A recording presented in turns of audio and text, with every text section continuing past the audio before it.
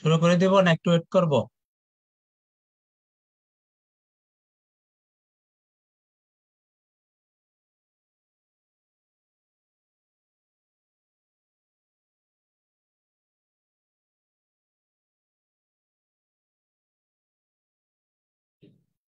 শুরু করে দিব নাকি ওয়েট করব একটু 5 মিনিট?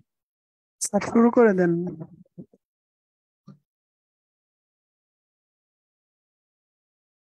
আসসালামু আলাইকুম। আমি ডাক্তার মোহাম্মদ আসাদুজ্জামান পাটোয়ারি। আমি আসলে ঢাকা মেডিকেলে আছি, নিউরোলজি বহির্বিভাগে মেডিকেল অফিসার হিসেবে। আজকে ওনারা একটা টপিকস করছেন যে আজকে একটা topics recalling session on infective endocarditis and IBD, inflammatory bowel disease. আসলে ইনফেক্টিভ এন্ডোকার্টাইটিস কার্ডিওলজির মধ্যে ইম্পর্টেন্ট তম একটা টপিকস এর মধ্যে একটা, আর ইনফ্লামেটরি বাউল ডিজিজ গ্যাস্ট্রোএন্টারোলজির মধ্যে অন্যতম ইম্পর্টেন্ট একটা টপিকস, এবং দুইটাই কিন্তু রিটেনের জন্য যেমন ইম্পর্টেন্ট, আইইউর জন্য ইম্পর্টেন্ট, ইভেন কোলোনোস্কোপি বা এগুলা হচ্ছে ওই আইবিডি তে, আইবিডি গুলা হসপির জন্য ইম্পর্টেন্ট এবং লং কেসের জন্য ইম্পর্টেন্ট। তাহলে ইনফেক্টিভ এন্ডোকার্টাইটিস আপনার কিন্তু লং কেসেও লাগবে, আইবিডি দুইটাই টপিকসে কিন্তু লং কেসেও লাগবে, হসপি আইইউতেও আসতে পারে, আবার রিটেন আসতে পারে। আর ডেইলি লাইফে কিন্তু অনেক রোগী পাবেন যেটা আইবিএস এর মতো, সেটাকে আপনাকে এক্সক্লুড করে নিতে হবে আইবিডির মতো, কারণ সবগুলাতে কিন্তু ওই পাররেক্টাল ব্লিডিং থাকবে না। অনেকে মনে করবে যে আইবিডি মানেই পাররেক্টাল ব্লিডিং, আসলে তা না। এটা প্রেজেন্টেশন অনুযায়ী শুধু আলসারেটিভ কোলাইটিসে ব্লিডিং থাকবে, অন্যগুলাতে যে কোনো ভাবে প্রেজেন্ট করতে পারে। তাহলে আমরা মূল টপিকসে চলে যাই।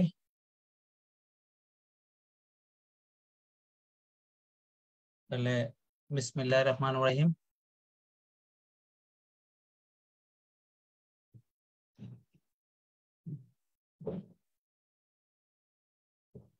তাহলে ইনফেক্টিভ এন্ডোকার্ডিটিস জিনিসটা কি? ইনফেক্টিভ এন্ডোকার্ডিটিস ইনফেকশন এন্ডোকার্ডিয়ামে, হার্টে। এটা হচ্ছে ইনফেক্টিভ এন্ডোকার্ডিটিস। এটা যদি ইয়েতে বলি, যদি হার্ট ভালভে হতে পারে, নেটিভ বা প্রস্থেটিভ। তারপর হচ্ছে lining of the cardiac chamber, even blood ভেসেলেও যদি হয়, হার্টের ব্লাড ভেসেলে, অথবা যদি কনজেনিটাল এমব্রয়োমাইটি কোনো থাকে, এএসডি, বিএসডি, যে কোনো কনজেনিটাল পিডিএ, এগুলাতেও যদি থাকে, তাহলে হচ্ছে যদি ইনফেকশন হয় এন্ডোকার্ডিয়ামে, তাহলে হচ্ছে আমার এটা বলে ইনফেক্টিভ এন্ডোকার্ডিয়াম। ঠিক আছে, কমন অর্গানিজম আছে এর মধ্যে সবচেয়ে ইম্পর্টেন্ট হচ্ছে স্টেফাইলোকক্কাস, স্ট্রেপ্টোকক্কাস। আর স্টেফাইলোকক্কাসের মধ্যে স্টেফাইলোকক্কাস অরিয়াস, স্টেপ্টোকক্কাসের মধ্যে ভিরিডিয়ান্স স্টেপ্টোকক্কাই, স্টেপ্টোকক্কাস মিলেরি, অথবা হচ্ছে বোভিস আগে আমরা জানতাম, গ্যালোলাইটিকাস, এটা নতুন নাম গ্যালোলাইটিকাস। এটা আসলে ওই কোলন ক্যান্সারের সাথে রিলেটেড। যেমন স্টেপ্টোকক্কাস নিউমোনি, স্টেপ্টোকক্কাস পাইওজেন। আর হচ্ছে কক্সিয়ালা বার্নিটি আছে, এটা কিউ ফিভার এন্ডোকার্ডাইটিস করে।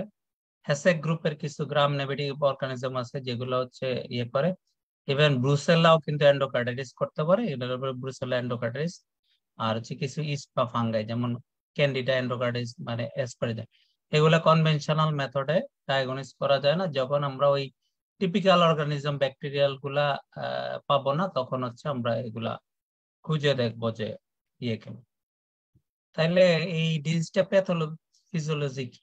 একটা হচ্ছে, এটা যদি প্রি এক্সিস্টিং কোনো এন্ডোকার্ডিয়াল ড্যামেজ থাকে, অথবা প্রিভিয়াসলি নর্মাল হার্টে হইতে পারে, কিন্তু ম্যাক্সিমাম কেসে দেখা যায় প্রি এক্সিস্টিং কার্ডিয়াক কোনো ড্যামেজ।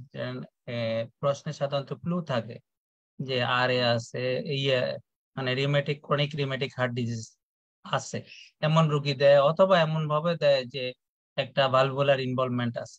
এগুলা ছাড়াও কিন্তু কোয়েশ্চেন হতে পারে যে নতুন নেই ভার্ভ হিসাবে কোনো ভালভুলার ড্যামেজই নেই, ওই হিসাবে কোয়েশ্চেন দিতে পারে, পরে আমরা কোয়েশ্চেন পেলে দেখি। তাহলে এটা যদি এন্ডোকার্ডিয়াল ড্যামেজ থাকে, তাহলে এটা প্লেটলেট এবং ফিব্রিনকে হচ্ছে ইয়ে করে, অ্যাট্রাক্ট করে, ডিপোজিট হইলে পরে হচ্ছে ব্লাড বর্ন অর্গানিজম গুলা কলোনাইজ হয়। এটার পরে এটা ভেজিটেশন ডেভেলপ করে। যখন ইনফেকশনটা এস্টাবলিশড হয়, ভেজিটেশন কিছুই না, অর্গানিজম, ফিব্রিন এবং প্লেটলেটের একটা হচ্ছে কম্বিনেশন, তিনটা। এটা কি করতে পারে, এটা ভালভে যদি হয় তাহলে অবস্ট্রাকশন করতে পারে, এটা হার্ট ভালভ দিয়ে বেরোয় এম্বোলিজম করতে পারে, যেমন ব্রেইনে সেরেব্রাল, আমরা যেটা স্ট্রোক বলি ইসকেমিক স্ট্রোক, মানে এম্বলিক স্ট্রোক করতে পারে। এটা ট্রিটমেন্ট আমরা অনেক সময় দেখা যায় যে ইসকেমিক স্ট্রোক পেলাম আমরা কিন্তু ইকোস্প্রিন দিয়ে দিই, কিন্তু আসলে এটা ঠিক না। তাই যখনই ইসকেমিক স্ট্রোক, সবচেয়ে কমন কজ হচ্ছে আমার ভালভ আছে কিনা, ভালভ দেখে যদি ভালভে কোনো অ্যাবনরমালিটি থাকে তার জন্য ইসিজি কালার ডপলার ইকো করে, যদি এম্বলিক স্ট্রোক হয় তাহলে এম্বলিক স্ট্রোকের ট্রিটমেন্ট দিতে হবে। না হচ্ছে আমার কিন্তু অ্যান্টি প্লেটলেটের রোলটা কম, যদিও এখানে প্লেটলেট এগ্রিগেশন হয়, তাও আমরা অ্যান্টি প্লেটলেট দিয়ে কিন্তু খুব লাভ হয়। আচ্ছা, অ্যাডজাস্ট, আর সাথে অ্যাডজেসেন্ট টিস্যুটাও ডেস্ট্রয় হয়, অ্যাবসেস হয়। তাহলে এই প্রবলেম গুলো তৈরি হওয়ার পরে কি হইতে পারে, একটা হচ্ছে ভালভ রিগেজিটেশন হইতে পারে। এই জন্য যখনই কোয়েশ্চেনে দেওয়া হয় সাধারণত একটা প্যানসিস্টোলিক মারমার দেওয়া হয় সাধারণ রোগীকে। আমরা যে কোয়েশ্চেন গুলা, যদি আগের কোয়েশ্চেন গুলা ঘাটি তাহলে দেখবেন যে প্যানসিস্টোলিক মারমার একটা দেওয়া হবে, যেহেতু মাইট্রাল রিগেজিটেশন বা এগুলো হওয়ার জন্য। এক্সট্রা কার্ডিয়াক কিছু ম্যানিফেস্টেশন দেওয়া হয়, অনেক সময় কোয়েশ্চেনে দেখা যায় ভালভ রিগেজিটেশনে কোনো কিছু না দিয়ে দিয়ে দেয় যে ভাস্কুলাইটিক ফিচার গুলা বা স্কিন লিশন গুলা, যেমন ওই যে রস স্পট, বা হচ্ছে দিতে পারে নেল ফোল্ড ইনফ্রাক্ট, তারপরে হচ্ছে স্পিংটার হেমোরেজ, এগুলা দিয়ে দিতে পারে। তারপরে মাইকোটিক অ্যানোরিজম হইতে পারে যদি ওই ভেসেলটা ইনফেক্টেড হয়। ওই যে বললাম যে আগের আমরা পড়েছি যে ইভেন ব্লাড ভেসেলও কিন্তু ইনভলভমেন্ট হইতে পারে। তাহলে এই হলে এটারে বলে মাইকোটিক অ্যানুরিজম। এখন কোয়েশ্চেনের প্যাটার্ন ক্লিনিক্যালি একটু এবার টাফ হয়েছে এমআরসিপির মতো, এবার অনেক সময় প্যাথোজেনেসিস জিজ্ঞেস করেছে। এখন আপনাদের যদি প্যাথোজেনেসিস না জানা না থাকে তাহলে কিন্তু এটা একটু টাফ হয়ে যায় ক্লিনিক্যালি, যদিও এটা কোয়েশ্চেনটা আসলেও টাফ ক্লিনিক্যালি, যে আপনাকে প্যাথোজেনেসিস ধরার ঠিক নাই, বাট যা করেছে। আর যদি ফাটাল কেস হয় তাহলে হচ্ছে স্প্লিনে আর হচ্ছে কিডনিতে ইনফ্রাক্ট হইতে পারে, মাঝে মাঝে ইমিউনো গ্লোমেরুলোনেফ্রাইটিস গ্লোমেরুলোনেফ্রাইটিস ডেভেলপ করতে পারে। তাহলে আমরা যদি ক্লাসিফিকেশন করি বা এটা ক্লাসিফিকেশন ক্লিনিক্যাল ফিচার যেভাবেই বলি, আমরা সাধারণত তিনটা ভাগে যদি ভাগ করি ইনফেক্টিভ এন্ডোকার্ডাইটিস, তাহলে একটা হচ্ছে অ্যাকিউট এন্ডোকার্ডাইটিস, মানে অ্যাকিউট ইনফেক্টিভ এন্ডোকার্ডাইটিস বা acute endocarditis, sub acute endocarditis, তারপর পোস্ট অপারেটিভ এন্ডোকার্ডাইটিস। তিনটা পোস্ট অ্যাকিউট এন্ডোকার্ডাইটিস সাধারণত হয় যে উইদিন 2 উইকস প্রেজেন্টেশনটা থাকে খুব অ্যাকিউট, এবং এটা সাধারণত স্টেফাইলোকোকাস অরিয়াস দিয়ে হয়। এবং এই ক্ষেত্রে দেখা যায় হাই গ্রেড ফিভার থাকে রোগীদের, মানে চেঞ্জিং মারমার পাওয়া যায়, রেনাল ফেলিওর থাকে, কার্ডিয়াক ফেলিওর থাকে, এম্বলিক, মানে হঠাৎ করে একটা প্রেজেন্টেশন। কিন্তু এখানে কোনো ভাস্কুলাইটিক ফেনোমেনন থাকে না, যেটা হচ্ছে সাব একিউটের সাথে ডিফারেন্স, মানে এম্বলিক ফেনোমেনন থাকবে কিন্তু কোনো ভাস্কুলাইটিক ফেনোমেনন থাকবে। সাব একিউটটা বরংস একটা কনজেনিটাল হার্ট ডিজিজ বা ভালভুলার হার্ট ডিজিজের মানে ব্যাকগ্রাউন্ডে হয়। সাধারণত ফিভারটা থাকে low grade, night sweat, weight loss, মানে কিছুটা টিবির মতো, টিবি লিম্ফোমা এগুলার মতো প্রেজেন্টেশন হয়। আর new sign of valve dysfunction বা হার্ট ফেলিওর হিসেবে প্রেজেন্ট করতে পারে রোগীটা, যেহেতু ক্রনিক দেখা যায় যে ব্রেথলেসনেস এরকম ভাবে দিয়ে দিতে পারে। আর ভাস্কুলাইটিস এম্বলিক ফেনোমেনন দুইটাই থাকতে পারে বা যে কোনো একটা থাকতে পারে। সাধারণত ভাস্কুলাইটিক ফেনোমেনন এম্বলিক দুইটাই থাকে, সাধারণত ভাস্কুলাইটিক ফেনোমেনন দিয়ে দেয় আলাদা করার জন্য। যদি ভাস্কুলাইটিক ফেনোমেনন দেয় তাহলে হচ্ছে এটা সাবএকিউট হবে, ডিউরেশনটা ইম্পর্টেন্ট। সাবএকিউটে সাধারণত 2 উইকস এর বেশি হয়, এবং এটা হচ্ছে স্ট্রেপ্টোকক্কাস দেয়া সাধারণত হয়। পোস্ট অপারেটিভ এন্ডোকার্ডাইটিস, এটা সাধারণত ক্লিনিক্যাল ফিচার ওই রকম, মানে খুব যে ওই রকম তা না, এটা জাস্ট 2 মান্থের মধ্যে যদি হয় এটাকে আর্লি বলে, লেট যদি 2 মান্থের বেশি হয়। আর্লিটা মানে সবগুলাই যতগুলো আগে হয় সবগুলাই মনে রাখবেন যে স্টাফাইলোকাস অরিয়াস দেওয়া হয়, আর যেটা লেট মানে পরে প্রেজেন্টেশন, যেমন 2 উইকস, 2 মান্থ, 2 উইকস এর পরে যেটা এটা হচ্ছে, বা 2 মান্থের পরে যেটা এটা হচ্ছে স্ট্রেপ্টোকোকাস। আমরা যদি ক্লিনিক্যাল ফিচার গুলা খেয়াল করি তাহলে দেখা যাবে যে ব্রেনে কিছু হয়, যেমন সেরেব্রাল এম্বোলাই মানে এম্বলিক স্ট্রোক, এটা একিউট সাব একিউট দুইটাতে হইতে পারে। আইতে কিছু প্রবলেম হয়, যেমন রথ স্পট, তারপর হচ্ছে সাবকনজাংটিভাল হিমোরেজ, আর একটা হচ্ছে পেটেচিয়াল হিমোরেজ হইতে পারে। আমরা যদি ওরাল ক্যাভিটিতে চাই তাহলে দুইটা জিনিস পাবো, পেটেচিয়াল হিমোরেজ আর একটা পুয়ার ডেন্টেশন থাকবে। আমরা যদি হার্টে নামি তাহলে হচ্ছে আমরা দেখবো যে কালকে এক ধরনের মারমার, আজকে আরেক ধরনের মারমার, চেঞ্জিং মারমার বা হচ্ছে বেরিং মারমার বলা হয়। কন্ডাকশন ডিফেক্ট থাকতে পারে, তার মানে তার হার্ট ব্লক থাকতে পারে যে কোনো ফর্মে। রোগীরা যদি সাবিকিউর থাকে তাহলে কার্ডিয়াক ফেলিও নিয়ে আসতে পারে। আর আমরা সাধারণত সাবিকিউর থাকলে স্প্লেনোমেগালি পেতে পারি। তারপর হচ্ছে রেনালে হচ্ছে সাধারণত হেমাচুরিয়া, এটা হচ্ছে মাইক্রোস্কোপিক হেমাচুরিয়া, সাধারণত এটা চোখে দেখা যায় না, এটা ইউরিন আরএমই করলে বোঝা যাবে। তারপর অসলার্স নোট পেতে পারি আমরা, সিস্টেমিক এম্বোলাই পেতে পারি, মানে এম্বোলিক ম্যানিফেস্টেশন দুইটা, একটা হচ্ছে নেলফুল ইনফ্রাক্ট আর একটা হচ্ছে সেরেব্রাল এম্বোলাই, মানে হাতে পেতে পারি, ব্রেনে পেতে পারি। অসলার নোট ডিজিটাল ক্লাবিং স্প্রিংটার হেমোরেজ, আর হচ্ছে পেটেচিয়াল র্যাশ হইতে পারে, এটা সাধারণত ওই যে ভাস্কুলাইটিক ফেনোমেনা। ইনভেস্টিগেশন যদি আমরা করি তাহলে খুব বেশি ইনভেস্টিগেশন এখানে করার সুযোগ কম। সাধারণত রিটেনে দিলে আমরা ওই ডিটি গুলারে এক্সক্লুড করার জন্য করব, যেমন সিবিসি উইথ ইএসআর কি কি পাইতে পারি, নরমোসাইটিক নরমোক্রোমিক অ্যানিমিয়া পাইতে পারি, লিউকোসাইটোসিস উইথ হাই ইএসআর পাওয়া যেতে পারে। সিআরপি সাধারণত রেজ পাওয়া যায়। ইউরিন আরএমইতে আমরা মাইক্রোস্কোপিক হেমাচুরিয়া, প্রোটিনুরিয়া, কাস্ট তিনটা জিনিসই পাইতে পারি, মানে এটা কেন পেতে পারে, গ্লোমেরুলোনেফ্রাইটিস হইতে পারে, এই জন্য আমরা কাস্টও পেতে পারি, প্রোটিনুরিয়া পেতে পারি। ইসিজিতে হচ্ছে কন্ডাকশন ব্লক। এক্সরে করব আমরা হচ্ছে মূলত হচ্ছে এভিডেন্স অফ কার্ডিয়াক অ্যাবনরমালিটি। আল্ট্রাসাউন্ড হচ্ছে স্প্লিনোমেগালি পাওয়া যেতে পারে। আর আমাদের মূল ইনভেস্টিগেশন হচ্ছে দুইটা, একটা হচ্ছে ইকোকার্ডিওগ্রাফি এবং ব্লাড কালচার। ইকোকার্ডিওগ্রাফি আমরা ট্রান্সথোরাকিক করব, ট্রান্সইসোফেজিয়াল করব, এখানে ভালভুলার ডিক্যাজিটেশন এন্ড ভেজিটেশন পাওয়া যায়। ব্লাড কালচারটা খুব ইম্পর্টেন্ট, হয়তো লং কেসে জিজ্ঞেস করতে পারে কয় সেট নিবে, 3 থেকে 6 সেট নিবেন। ডিফারেন্ট ভেনিফাংচার সাইড থেকে নিবেন, অবশ্যই সিবি লাইন থেকে নেওয়া যাবে না। কতটুকু ব্লাড নিব, 10 to 20 ml ব্লাড নিব। কতক্ষণ পর পর নিব, 0, 30, 60 মিনিট এবং 12 আওয়ার। সাধারণত ডেভিডসনে যেটা 1 আওয়ারের তিনটা, এটা হচ্ছে 0, 30, 60। আর কোন কোন মিডিয়ার জন্য আমরা করব, অ্যারোবিক, অ্যানারোবিক এবং ফাঙ্গাল কালচার। আচ্ছা, এটা হচ্ছে মডিফাইড ডিউকস ক্রাইটেরিয়া। এটাতে হচ্ছে মেজর ক্রাইটেরিয়া আছে, মাইনর ক্রাইটেরিয়া আছে। এখন আমরা পজিটিভ পেশেন্ট যদি দুই ভাগে ভাগ করি, একটা হচ্ছে ডেফিনিট এন্ডোকার্ডাইটিস আর একটা হচ্ছে পসিবল এন্ডোকার্ডাইটিস। ডেফিনিট যদি দুইটা আমার মেজর ক্রাইটেরিয়া ফিল আপ করে তাহলে ডেফিনিট। যদি একটা মেজর থাকে তার সাথে যদি 3টা মাইনর পাই আমরা, এই 7টা থেকে 3টা মাইনর পাই, তাহলে হচ্ছে ইয়ে ডেফিনিট। আরেকটা হচ্ছে যদি কোনো মেজর না পাই কিন্তু আমি 5টা মাইনর পাই, তাহলে কিন্তু আমি বলে দিতে পারবো যে ডেফিনিট এন্ডোকার্ডাইটিস। 5টা লাগবে, 7টা থেকে 5টা লাগবে, যে আমার ব্লাড কালচারটা পজিটিভ কিন্তু টিপিক্যাল অর্গানিজম না, আর এন্ডোকার্ডিয়াল ফাইন্ডিং আছে কিন্তু কোনো ভেজিটেশন আমরা পাইনি, তখন হচ্ছে। আর পসিবল কখন, যখন শুধু একটা মেজর সাথে হচ্ছে একটা মাইনর, মানে একটা মেজর আর 3টা মাইনর পাইলে হচ্ছে ডেফিনিট, আর এটা হচ্ছে পসিবল। আর অথবা 3টা মাইনর যেখানে 5টা মাইনর ছিল।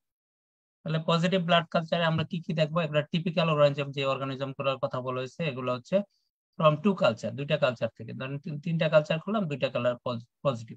Persistent positive culture over 12 hours apart, মানে এই যে 4টা আমি নিব, 0, 30, 60 এবং 12 আওয়ার্স, এটার মধ্যে পারসিস্টেন্স থাকতে হবে, যে organism 3 or more positive culture over 1 hour, 1 ঘন্টার মধ্যে এই ইয়েগুলা হলে পজিটিভ পাওয়া যাবে 3টা culture.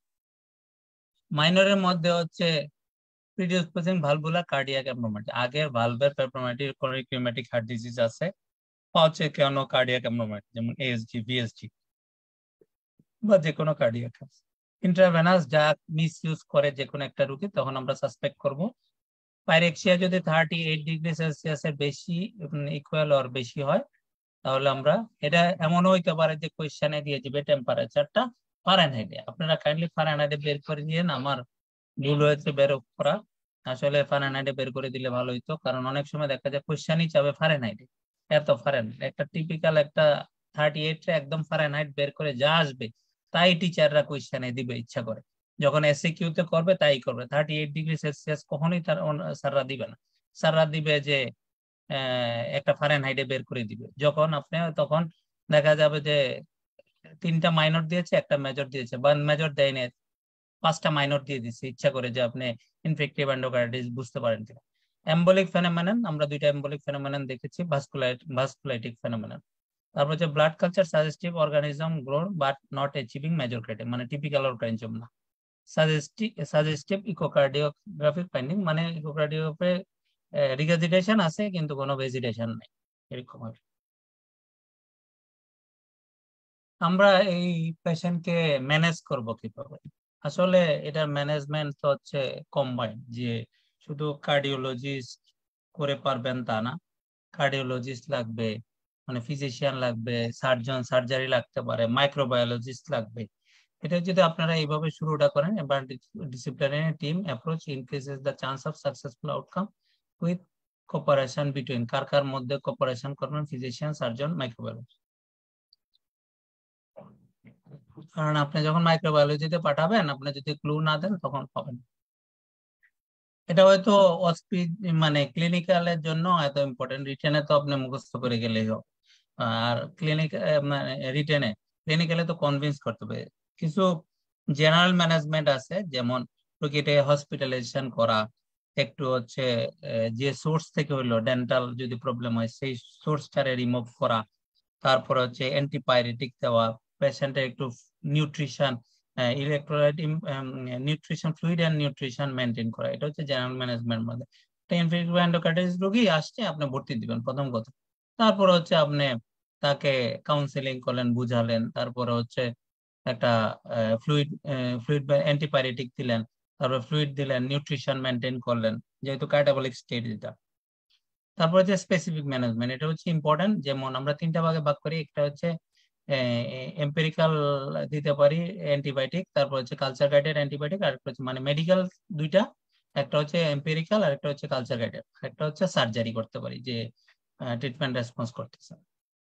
Management of comorbidity, management of complication, কোনো কমপ্লিকেশন, হার্ট ফেলিওর বা এগুলো গ্লোমেরুলার ডেভেলপ করলে এটা কিছু ম্যানেজমেন্ট। কোমরবিডিটি থাকলে কোমরবিডিটি, ডায়াবেটিস আছে রোগীর, রোগীটার ক্রনিক রিউমাটিক হার্ট ডিজিজ আছে, এটার কি কোমরবিডিটা ইয়ে করবেন, বা ডায়াবেটিস আছে, হাইপারটেনশন আছে, ফলো আপ করবেন, রেফার। এম্পিরিক্যাল ট্রিটমেন্টটা আপনারা কিভাবে দিবেন? যদি রোগীটার অ্যাকিউট প্রেজেন্টেশন হয় তাহলে আমরা দিব হচ্ছে ফ্লুক্লোসাসিলিন এবং জেন্টামাইসিন। আর এম্পিরিক্যাল হচ্ছে একিউট প্রেজেন্টেশন। এম্পিরিক্যালের 3টা ভাগে ভাগ করেন, একটা হচ্ছে acute presentation, sub acute presentation, আর একটা হচ্ছে পেনিসিলিন অ্যালার্জি যদি থাকে, অথবা হচ্ছে এমআরএস অথবা প্রোস্টেটিক। তাহলে যদি একিউট প্রেজেন্টেশন হয় তাহলে হচ্ছে আমরা হচ্ছে ফ্লুক্লোসাসিলিন, জেন্টামাইসিন। আর সাব একিউট প্রেজেন্টেশন হলে আমরা বেনজাইল পেনিসিলিন এবং জেন্টামাইসিন। আর হচ্ছে যদি পেনিসিলিন অ্যালার্জি থাকে তাহলে রিফাম্পিসিন, জেন্টামাইসিন, ভ্যানকোমাইসিন। তাহলে জেন্টামাইসিন 3টা জায়গায় কিন্তু আছে, বাকি একটা একটা, আর এখানে 2টা। তারপর কালচার, যদি কালচার যে ধরনের অর্গানিজম পাবো এই ধরনের অর্গানিজম অনুযায়ী, যেমন স্টেফিলোকোকাস যদি অ্যাকিউট হয় সাধারণত স্টেফিলোকোকাস পাওয়া যাবে, স্টেফিলোকোকাস ওটা ডেভিডসনের বক্স আছে বা এন্টেরোকলে। ডিউরেশন, যদি কতদিন দিব আমি ট্রিটমেন্টটা, যদি এটা হয় যে নেইভ ভালভের জন্য হয় তাহলে হচ্ছে 2 to 4 উইকস, আর যদি প্রস্থেটিক ভালভের জন্য হয় তাহলে হচ্ছে 4 to 6 উইকস। আমি 24 এবং 46 মনে রাখতাম, 2 to 4 উইকস এবং 4 to 6 উইকস। আচ্ছা, সার্জারি আমরা কখন করব একটা রোগীকে? যদি সাধারণত স্টেফিলোকোকাস অরিয়াস এবং ফাঙ্গাল ইনফেকশনের জন্য সার্জারি লাগে, এটা মনে পড়ে দেওয়া আছে, নাইলে আমি পরে বলে দেবো। সার্জারি কিছু ইন্ডিকেশন আছে, তাহলে কোমরবিডিটি রেফারেল। তাহলে indication of cardiac surgery infective endocarditis, মানে এটা মূলত লাগে হচ্ছে আপনার হচ্ছে স্টেফিলোকোকাস অরিয়াস এবং ফাঙ্গাসের জন্য, সবগুলোর জন্য লাগে। Heart failure due to valve damage, যদি হার্ট ফেলিওরটা ভালভ ড্যামেজের জন্য হয়, হার্ট ফেলিওর যদি অন্য কারণে হয় তাহলে আমার সার্জারি না, তাহলে হচ্ছে মেডিকেল ম্যানেজমেন্ট, কারণ আমি তো এটা সার্জারি কিছু করতে পারবো না। Failure to antibiotic therapy, persistent বা আনকন্ট্রোল ইনফেকশন থাকে, কোনোভাবে কন্ট্রোল করা যাচ্ছে না। Large vegetation of the left side valve with echo appearance suggestive of risk of emboli মানে এমন জায়গায় আছে যে এটা এম্বোলে সেরেব্রাল এম্বোলাই বা এম্বোলাই হবে।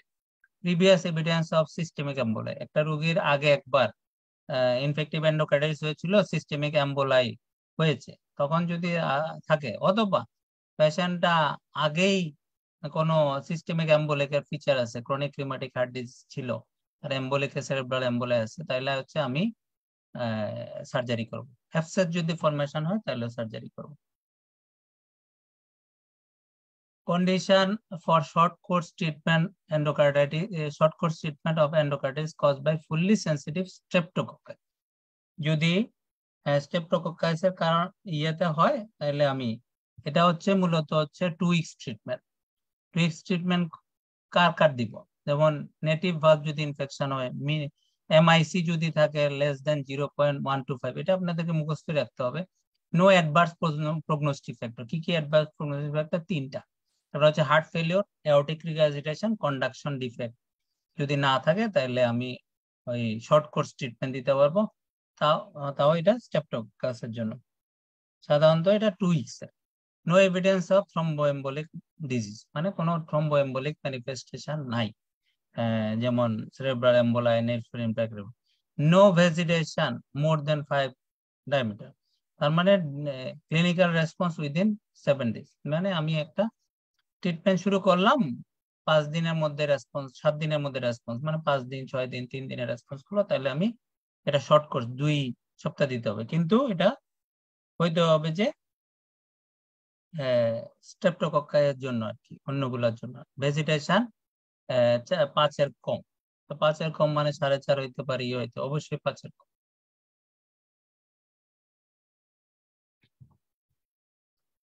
আচ্ছা, তারপরে হচ্ছে প্রিভেনশনের জন্য, প্রিভেনশনটা আমার মনে হয় এখানে বাদ গেছে, প্রিভেনশন করতে হবে। প্রিভেনশন এটা আসলে রুটিনলি এখন চুজ করা হয় না, এটা টিচার আসলে জিজ্ঞেস করে, কোনো রুটিনলি এখন প্রোফাইলেক্সিস, অ্যান্টিবায়োটিক প্রোফাইলেক্সিস দেওয়া হয় না। দিব আমি তখনই যখন হচ্ছে হায়ার রিস্ক অফ এন্ডোকার্ডাইটিস এর চান্স থাকবে, তখন হচ্ছে আমি দিব। নাইলে যে কোনো রোগী যদি ভালভুলার হার্ট ডিজিজ থাকেই, আমার ওই যে ইনফেক্টিভ এন্ডোকার্ডাইটিস প্রিভেনশনের ট্রিটমেন্ট আগে, যেমন ডেন্টালের কাছে গেলে আগে একটা অ্যান্টিবায়োটিক দিব না, যদি হাই রিস্ক থাকে তাহলে হচ্ছে আমি দিব, হাই রিস্ক অফ এন্ডোকার্ডাইটিস থাকে। আচ্ছা, এখন আমাদের এন্ডোকার্ডাইটিস শেষ হয়ে গেছে, ইনফেক্টিভ এন্ডোকার্ডাইটিস। একটা কোয়েশ্চেন,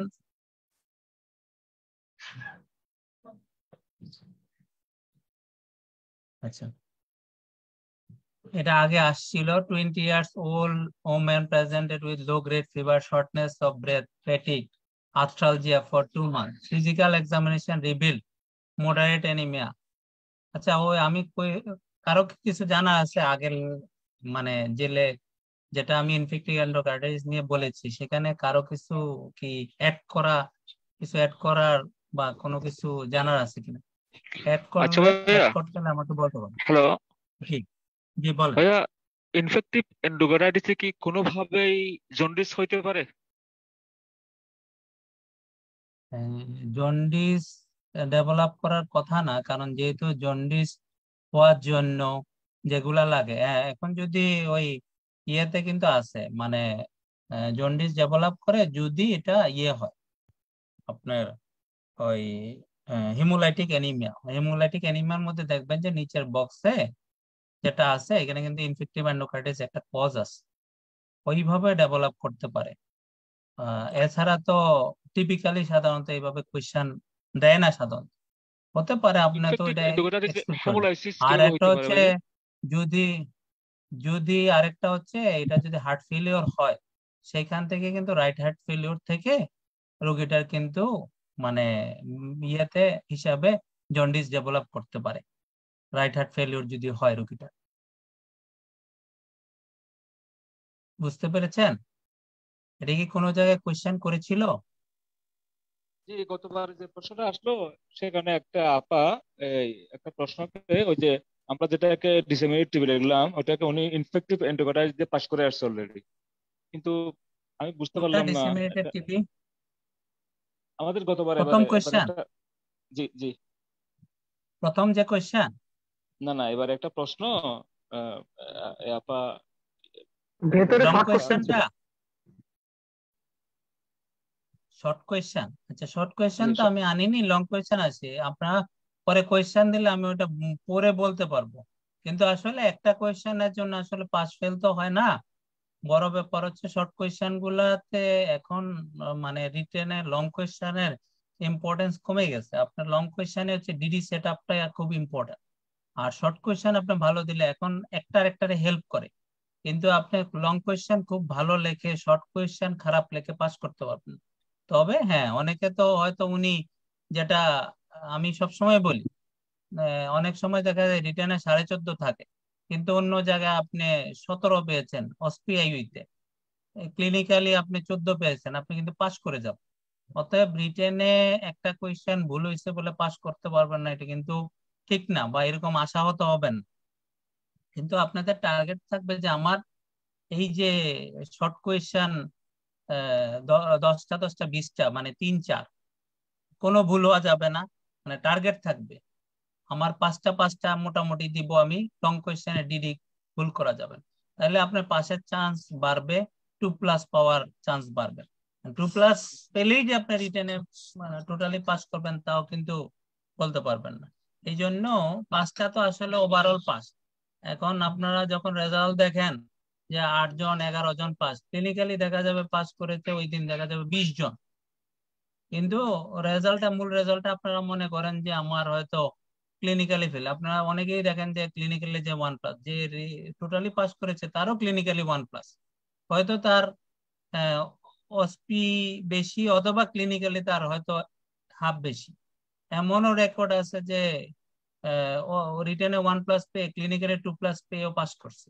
অতএব কোনোটাকে অগুরুত্বপূর্ণ মনে করার কোনো কারণ নাই, বা আমি টোটালি ফেল করলে যে আমি ক্লিনিক্যালের জন্য ফেল করছি সেই ধারণাটা থেকে বেরোইতে হবে। ক্লিনিক্যালি অনেকেই ভালো দেয়, যারা রিটেন পাসও করে মানে টোটালি পাসও করে, তারা তাদের চেয়ে অনেকে দেখা যায় ক্লিনিক্যাল অনেক ভালো দেয়। অতএব এটা তো ওভারঅল পাস, ওভারঅল পাসে কোনো কোনো জায়গায় শর্ট থাকার কারণে হয়তো হচ্ছে না। এটা এটা নিয়ে আপসেট হওয়ার কিছু নাই যে রিটেনে উনি ডেসিমেটেড টিভি লেখে পাস করে গেছে। এটা শর্ট কোয়েশ্চেন হয়তো, লং কোয়েশ্চেনে সাধারণত এরকম হ্যাঁ হয়েছে এর আগেও, কিন্তু আসলে ভুল করাটাই সমীচীন না আর কি। আপনার ক্ষেত্রে আপনি অ্যালার্ট থাকবেন, আরেকজন কি করলো এটা নিয়ে আসলে না ভেবে নিজেরটা নিজেরই হতে হবে। এবার এখানে আমি একটা অনেক কোশ্চেন কথা ছিল বললাম, ওই যে, মাইন্ড করবেন না, ডিমোরালাইজ হবেন না, কে কি বললো এটাতে ইয়ে না, মানে আপনি আপনার জায়গায় স্ট্রিক্ট থাকবেন। আর পরীক্ষায় অনেকে 1-2টা কোয়েশ্চেন শর্ট কোয়েশ্চেন খারাপ করলেও কিন্তু পাস করতে পারে, কিন্তু চেষ্টা থাকবে আপনাদের যে আমার 3-4-এ কোনো শর্ট কোয়েশ্চেন ভুল করা যাবে না, 2টা আমি মোটামুটি লিখবো, একটা ডিডি খুব ভালো করে সেট আপ করবো। মানে এখানে কিন্তু এই জিনিসটা হচ্ছে মোদ্দা কথা, এই কথাটা। আপনার যদি ডিডি সেট আপ ভালো না হয়, আপনি যতই ভালো লেখেন লং কোয়েশ্চেনে ভালো পাওয়াটা খুব টাফ। হ্যাঁ বলেন, কি বলছিলেন? সেবার এখানে কোশ্চেন ছিল যে আহ, ওই যে ভেন, যেটা হলো ব্লাড কালচার কালেকশনের টাইমিংটা, এটা আপনি জি জি যেটা দেখেন 0-30 মিনিটস, 1 আওয়ার আর 12 আওয়ার্স। তো এখানে তো জি জি মেজর ক্রাইটেরিয়াতে বলা হয়েছে যে 3 or more positive blood culture taken over 1 hour, আর হ্যাঁ, ওই যে পারসিস্টেন্ট জিরো পজিটিভ। থার্টি আর তাহলে জিরো কি জিরো থার্টি আর থার্টি ওয়ান, এবং 1 আওয়ার, যেটা এই তিনটাকে আমরা বুঝাচ্ছি ঠিক হ্যাঁ না? 60 মিনিট বললাম। হ্যাঁ, 0-30-60 মিনিটস। আর এটা হলো হ্যাঁ, persistent positive blood culture taken over 12, তার মানে কি 12 আওয়ার্স একটা এই যে করবে। এই জন্য 12 আওয়ারটাও আমি দেখাইছি। আচ্ছা, কিন্তু এখানে বোঝা ভিতরে গেছে, যেটা লেখা আছে যে ওই যে 6টা মানে পেরিফেরাল সাইড থেকে 6টার 3 বেশি। থেকে 6 সেট হ্যাঁ বলা হ্যাঁ, হয়েছে, কিন্তু 3 থেকে 6 সেট পারলে আচ্ছা আপনি আচ্ছা 3 সেট, মানে এই তিনটার যে কোনো একটা ক্রাইটেরিয়া ফিল আপ করলে কিন্তু তিনটেই ফিল আপ করা লাগবে তা কিন্তু না। আচ্ছা আচ্ছা, ঠিক আছে স্যার, বুঝাতে পেরেছি? বুঝতে পেরেছি ধরেন বুঝতে আপনি পেরেছি। একটা ক্রাইটেরিয়া, আমি আগের দিকে যাচ্ছি, ফিউজ ক্রাইটেরিয়া, হ্যাঁ ভাইয়া, এই আসসালামু আলাইকুম। তিনটার যে কোনো একটা ফিল আপ করলে কিন্তু হলো। আপনি টিপিক্যাল আচ্ছা ঠিক অর্গানিজম আছে। যদি 2টা কালচারে পেয়ে যান, হুম হুম, আপনি এটা ওই 0-1 আওয়ার, 0 আওয়ারে একটা, 1 আওয়ারে একটা, 30 মিনিটসে পেলেন না, এটাও কিন্তু একটা ক্রাইটেরিয়া। এখানে একটা ফিল আপ করলেই হইলো। আর এখানে তিনটেই ফিল আপ করতে হবে এমন না, তিনটার যে কোনো একটা ফিল আপ করলেই হইলো। বা আপনি 3টা কালচার নিলেন, তিনটেই পজিটিভ পাওয়া গেল 1 ঘন্টার মধ্যে, অথবা পারসিস্টেন্ট কালচার, ধরেন আপনি 3টা কালচার নিলেন, 0, 30 মিনিট, 12 আওয়ার, 3টাই পজিটিভ, বা 0 আওয়ার, 0 মিনিট, 0, 1 আওয়ার, 12 আওয়ার, 3টাই পজিটিভ, এটাও কিন্তু ক্রাইটেরিয়া ফিল আপ করে। মানে 3টার যে কোনো একটা ক্রাইটেরিয়া ফিল আপ করলেই হইলো। বুঝেছেন? জি জি, থ্যাংক ইউ। 3টাই ফিল আপ করা লাগবে এমন কিছু না, 3টার মধ্যে যে কোনো একটা ফিল আপ করলেই হইলো আপনার। মানে এটাই হচ্ছে পজিটিভ ব্লাড কালচার। যখন এই 3টার কোনোটাই ফিল আপ করবে না, তখন বলা হয়েছে যে blood culture organism grown but not achieving major criteria. এই মেজর ক্রাইটেরিয়া 3টার একটাও ফিল আপ করে নাই। ধরেন টিপিক্যাল অর্গানিজম একটাতে পাইছেন, আরেকটাতে অ্যাটিপিক্যাল অর্গানিজম, এটা মিলে নাই। পারসিস্টেন্ট নাই, 0 আওয়ার, 1 আওয়ারে পাইছেন, 12 আওয়ারে নাই, এটা হচ্ছে মাইনর ক্রাইটেরিয়াতে চলে যাবে। 0, এই যে 1 আওয়ারে 3টার মধ্যে 2টাতে পজিটিভ পাইছেন, একটা পজিটিভ পান না, এটা হচ্ছে মাইনর ক্রাইটেরিয়াতে চলে যাবে। ঠিক আছে? জি আচ্ছা, ভাইয়া আর আসসালামু কারো আলাইকুম। কিছু? হ্যাঁ হ্যাঁ হ্যালো, হ্যাঁ, আসসালামু আলাইকুম ভাইয়া। ওয়ালাইকুম আসসালাম। হ্যাঁ ভাইয়া, আমি একটু দেরিতে ইয়ে করছি তো, একটু পরে যে আচ্ছা, ক্লাসিফিকেশনটা এটা দেখেছিলাম, ওই যে একটা আমি জিনিস জানতে পরে চাই। পরে হ্যাঁ বলেন। ছিল যে একটু সাব একিউট এন্ডোকার্টাইটিস আর একিউট এন্ডোকার্টাইটিসের ফিচার গুলাও যেমন ভিন্ন, ওই যে এম্বোলিক জি, ফেনোমেনন এবং ভাস্কুলাইটিক ফেনোমেনন, একটু ওই যে হুম। ছবির মধ্যে, ডেভিডসনের ছবির মধ্যে এগুলা ক্লারিফাই, একটু কনফিউশন রয়ে যায় আর কি। না, ছবির মধ্যে নাই, এটা ডেভিডসনের লেখার মধ্যে যেখানে ক্লিনিক্যাল হ্যাঁ ফিচার আছে সেখানে কিন্তু মোটামুটি হ্যাঁ লেখা আছে। তারপরে আপনাকে কিছু জিনিস অ্যাড করে নিতে হবে। আমি ডেভিডসনের কথার বাইরে একটা কথাও আমি অ্যাড করি নাই, কারণ হচ্ছে যেমন স্পিরোমেগালি লেখা নাই ক্লিনিক্যাল হ্যাঁ, ফিচারের মধ্যে, ভিতরের মধ্যে, কিন্তু এটা জি কিন্তু সাব একিউটে হবে, একিউটে হবে না। জি জি অতএব ভাইয়া। যেহেতু এটা ভিতরে পিকচারে কিন্তু বলে দিছে যে এটা ক্রনিক, মানে হ্যাঁ ইয়েতে হবে। এই দেখেন লেখা আছে যে long standing endocarditis only. Long standing হ্যাঁ, কখন হয়? Sub acute. একিউট কিন্তু সাবেক। লং স্ট্যান্ডিং না। হ্যাঁ হ্যাঁ হ্যাঁ। তাহলে এটা কিন্তু ভিতরে নাই, কিন্তু পরে আপনাকে বলে ইয়ে করে দিতে হবে। ছবির ছবির মধ্যে, এই ছবি যেটা, এটার মধ্যে ওই সেরিব্রাল এম্বোলাই, আর আপনি বলছেন যে নেইল ফল্ট ইনফার্ক্ট আর রথ স্পট, এগুলাই মনে হয় এ কয়টা হ্যাঁ হ্যাঁ, এটা লেখা আছে তো, ডেভিডসনে আছে। ও, এটা এম্বোলিক ফেনোমেনন। তারা এইভাবে এটা কিন্তু ডেভিডসনের, পুরাটাই ডেভিডসন, আমার নতুন কিছু তৈরি করা। ডেভিডসনে আছে ওইভাবে ইয়ে করা। বা এই মানে স্লাইডের কোনটা আগেরটা ভাস্কুলার, এখানে আগেরটা ভাইয়া, ভাস্কুলাইটিক এই এম্বলিক স্লাইডের দুইটাই জাস্ট, হইতে পারে, হ্যাঁ আর এখানে শুধু হ্যাঁ হ্যাঁ। এম্বলিক। ভাইয়া এই স্লাইডের জাস্ট আগের স্লাইড, আগে আগে ক্লাসিফিকেশনের এটা আগে, এইটার আগে, এটা এটা ডেভিডসনে আছে। এইটারও আগে ভাইয়া, জাস্ট আমি যে জাস্ট।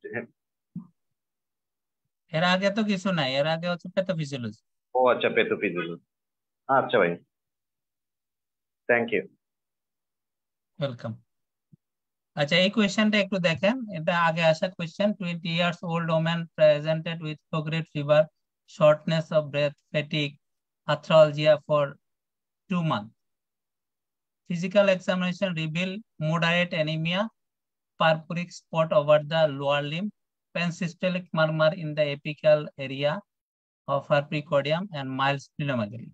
এখন এটা দেখে কি মনে হয় আপনাদের কাছে? ডায়াগনোসিসটা কি মনে হয়? আপনারা কিভাবে লিখতেন? এটাও তো আমি একটা ইনফেক্টিভ লিখেছি, একটা এন্ডোকার্ডাইটিস। লিখি। The subacute হ্যাঁ, infective endocarditis causing valvular dysfunction and ঠিক আছে। mitral regurgitation. আচ্ছা, এমআর গুড। এমআর হ্যাঁ, একজন বলছে এমআর, মানে মাইট্রাল রিগার্জিটেশন। আর এটাই ডায়াগনোসিস, এটাই ডায়াগনোসিস। দেখেন এখানে কিন্তু আপনাকে লিখতে হবে যে from above scenario my most likely diagnosis, বা পসিবল বা ডায়াগনোসিস, বা আমার প্রবাবল ডায়াগনোসিস কি, সাবএকিউট ইনফেক্টিভ এন্ডোকার্ডিটিস, এতটুকু লিখলেই হবে। ভালভুলার ইনভলভমেন্ট না, কোনো কিছু লেখার দরকার নেই আলাদা করে। আচ্ছা, কিন্তু এখানে একটা কথা আছে, আর্থ্রালজিয়া। আর্থ্রালজিয়া অ্যাসিডিটা সাধারণত আসবে একটা নন নাকি ভাইয়া? স্পেসিফিক কথা। হ্যাঁ, অ্যাসিডিটাও কি একটা বলে দিব সাথে? কি অ্যাসিডিটাও কি সাথে বলতে পারবো? অ্যাসিডিটা মানে With I will also limbus consider. I will also consider বলে। endocarditis. হ্যাঁ, তাহলে তো ইয়াতে ওইটাও যাবে, আপনি যদি লিডিতে যাবে। মানে যদি রাখতে চান আপনি এসিলিও রাখতে পারেন, তবে সবগুলা ফিচার কিন্তু মোটামুটি যায় যে একটা মারমার ইয়ে টিয়ে প্রথমে আপনি রাখবেন হচ্ছে, বা আপনি যদি ডিডি রাখতে চান, আমি হলে এটা রাখতাম যে প্রথমে হচ্ছে সাবএকুট ইনফেক্টিভ এন্ডোকার্ডিটিস, ডিডি হচ্ছে প্রথমে হচ্ছে সিস্টেমিক লুপাস ইরিথেমাটোসাস, আরেকটা হচ্ছে ফিভার উইথ ইয়ে ফিভার উইথ এমআর এমআর, মানে সাথে হচ্ছে কনজেমিনেটেড টিবি উইথ যে এমআর কোনো বা একটা কন্ডিশন। হ্যাঁ, আমার ডিডি হয়তো দুটা, মূলত ডিডি হয়তো এক হচ্ছে এসএলই আর সাথে ফিভার উইথ এমআর। এটার কজ কিছু কিছু কিছু কিছু কজের মধ্যে আমি প্রথমেই টিবিটারে নিয়ে আসতাম, তারপরে হচ্ছে লিম্ফোমা নিয়ে আসতাম, মানে যেগুলো আপনি ফিভারের সাথে লিখতে পারেন যে এমআর আছে সাথে ফিভার, এগুলা যে স্প্লিনোমেগালি সবকিছু মিলানো যায় এমন কয়েকটা ডিডি। এটার মধ্যে আপনারা কি কি ডিডি চিন্তা করতেছেন? ধরেন ফিভার উইথ এসএলই তো ঠিকই আছে ডিডির মধ্যে, আর টিবি আর ফিভার উইথ লিম্ফোমা, এমআর যদি আমি বলি, হ্যাঁ টিবি আর লিম্ফোমা, লিম্ফোমা আচ্ছা আর এইচআইভি, সার্কোইডোসিস আসবে না? সার্কোইডোসিস আসবে, এইচআইভি আসতে পারে না? একটা পেশেন্টের শর্টনেস অফ ব্রেথ আছে, লো গ্রেড ফিভার আছে, আর্থ্রালজিয়া আছে, আপনি আনবেন না? হ্যাঁ, এইচআইভি আনতে পারেন, কিন্তু ফিমেল পেশেন্ট না আনাটাই উত্তম আপনার জন্য। আচ্ছা হ্যাঁ, এটা যদি মেল সার্কোইডোসিসটাও পেশেন্ট হইতো বলতে পারবো, ঠিক এইচআইভিটা, আছে, ঠিক আছে। এইচআইভি আনতে পারবেন, সমস্যা নাই, কিন্তু না আনাটাই উত্তম হবে। তাহলে এগুলা আরো 3-4টা আপনি এটার মধ্যে মানে আন্ডারলাইং কজ হিসেবে ফিভার উইথ মাইট্রাল রিগাজিটেশন হিসাবে আপনি কয়েকটা জিনিস রাখতে পারেন এই রোগীটাকে। কারো এটা নিয়ে আর কোনো ইয়ে আছে যে আমি আরো কিছু রাখতে চাই? এসিলি কি শুধু এসিলি লিখবো নাকি উইথ লিগমেন্ট স্যাক এন্ডোকার্ডিটিস আলাদাভাবে লিখতে হবে নাকি? এটা তো ওই ক্রাইটেরিয়ার মধ্যে, সব ক্রাইটেরিয়ার মধ্যে পড়ে যায়, মানে আপনি যদি সিস্টেমিক লুপাস এরিথেমাটাইসিস যে 11টা ক্রাইটেরিয়া, তার মধ্যে কিন্তু সবগুলা চলে যায়। হ্যাঁ, লিখতে পারেন আপনি আলাদা করে লিগমেন্ট স্যাক এন্ডোকার্ডিটিস লিখতে পারেন, কোনো সমস্যা নেই। বা সিস্টেমিক লুপাস এরিথেমাটোসাস তো এটা হয়, এটা আলাদা করে মানে উল্লেখ করতে হবে এমন কিছু না, কারণ এটার ফিচারের মধ্যে, এসএল এর ফিচারের মধ্যেই একটা, কিন্তু এটা কার্ডিয়াক ইনভলভমেন্ট, সে সব জায়গায় ইনভলভমেন্ট, এন্ডোকার্ডিয়াম, পেরিকার্ডিয়াম, মায়োকার্ডিয়াম পুরোটাই ধরতে পারে। তাহলে এই রোগী কিন্তু চেস্ট পেইন নিয়েও আসতে পারে, প্লুরাল মানে পেরিকার্ডিয়াল ইফিউশন নিয়েও আসতে পারে। তাহলে আপনি ওটা এসএল এ রাখতে পারেন, আমার মনে হয় ডিডিতে রাখা উত্তম। আপনার প্রথমেই সাবএকুট ইনফেক্টিভ এন্ডোকার্ডিটিস লেখে, যেহেতু একটা রোগীর জ্বর আছে, সেই রোগীর আর্থ্রালজিয়া থাকতেই পারে। ঠিক আছে, এটা নিয়ে আর কোনো কোয়েরি থাকলে বলতে পারেন। এটা আমি আরেকটা এবারের কোয়েশ্চেন এনেছি, এটা নিশ্চিত আপনারা মানে এটার আসলে 55 years old man presented with fever for 1 month, progressive fatigue with weight loss for same duration. He has taken several courses of oral antibiotic without any improvement. On examination, he is mildly anemic, multiple reddish spot over leg and nail fold. Abdominal examination just palpable spin, laboratory investigation hemoglobin com, ESR বেশি, আর হচ্ছে WBC বেশি। তাহলে আপনাদের diagnosis কি, এটা মানে most likely diagnosis?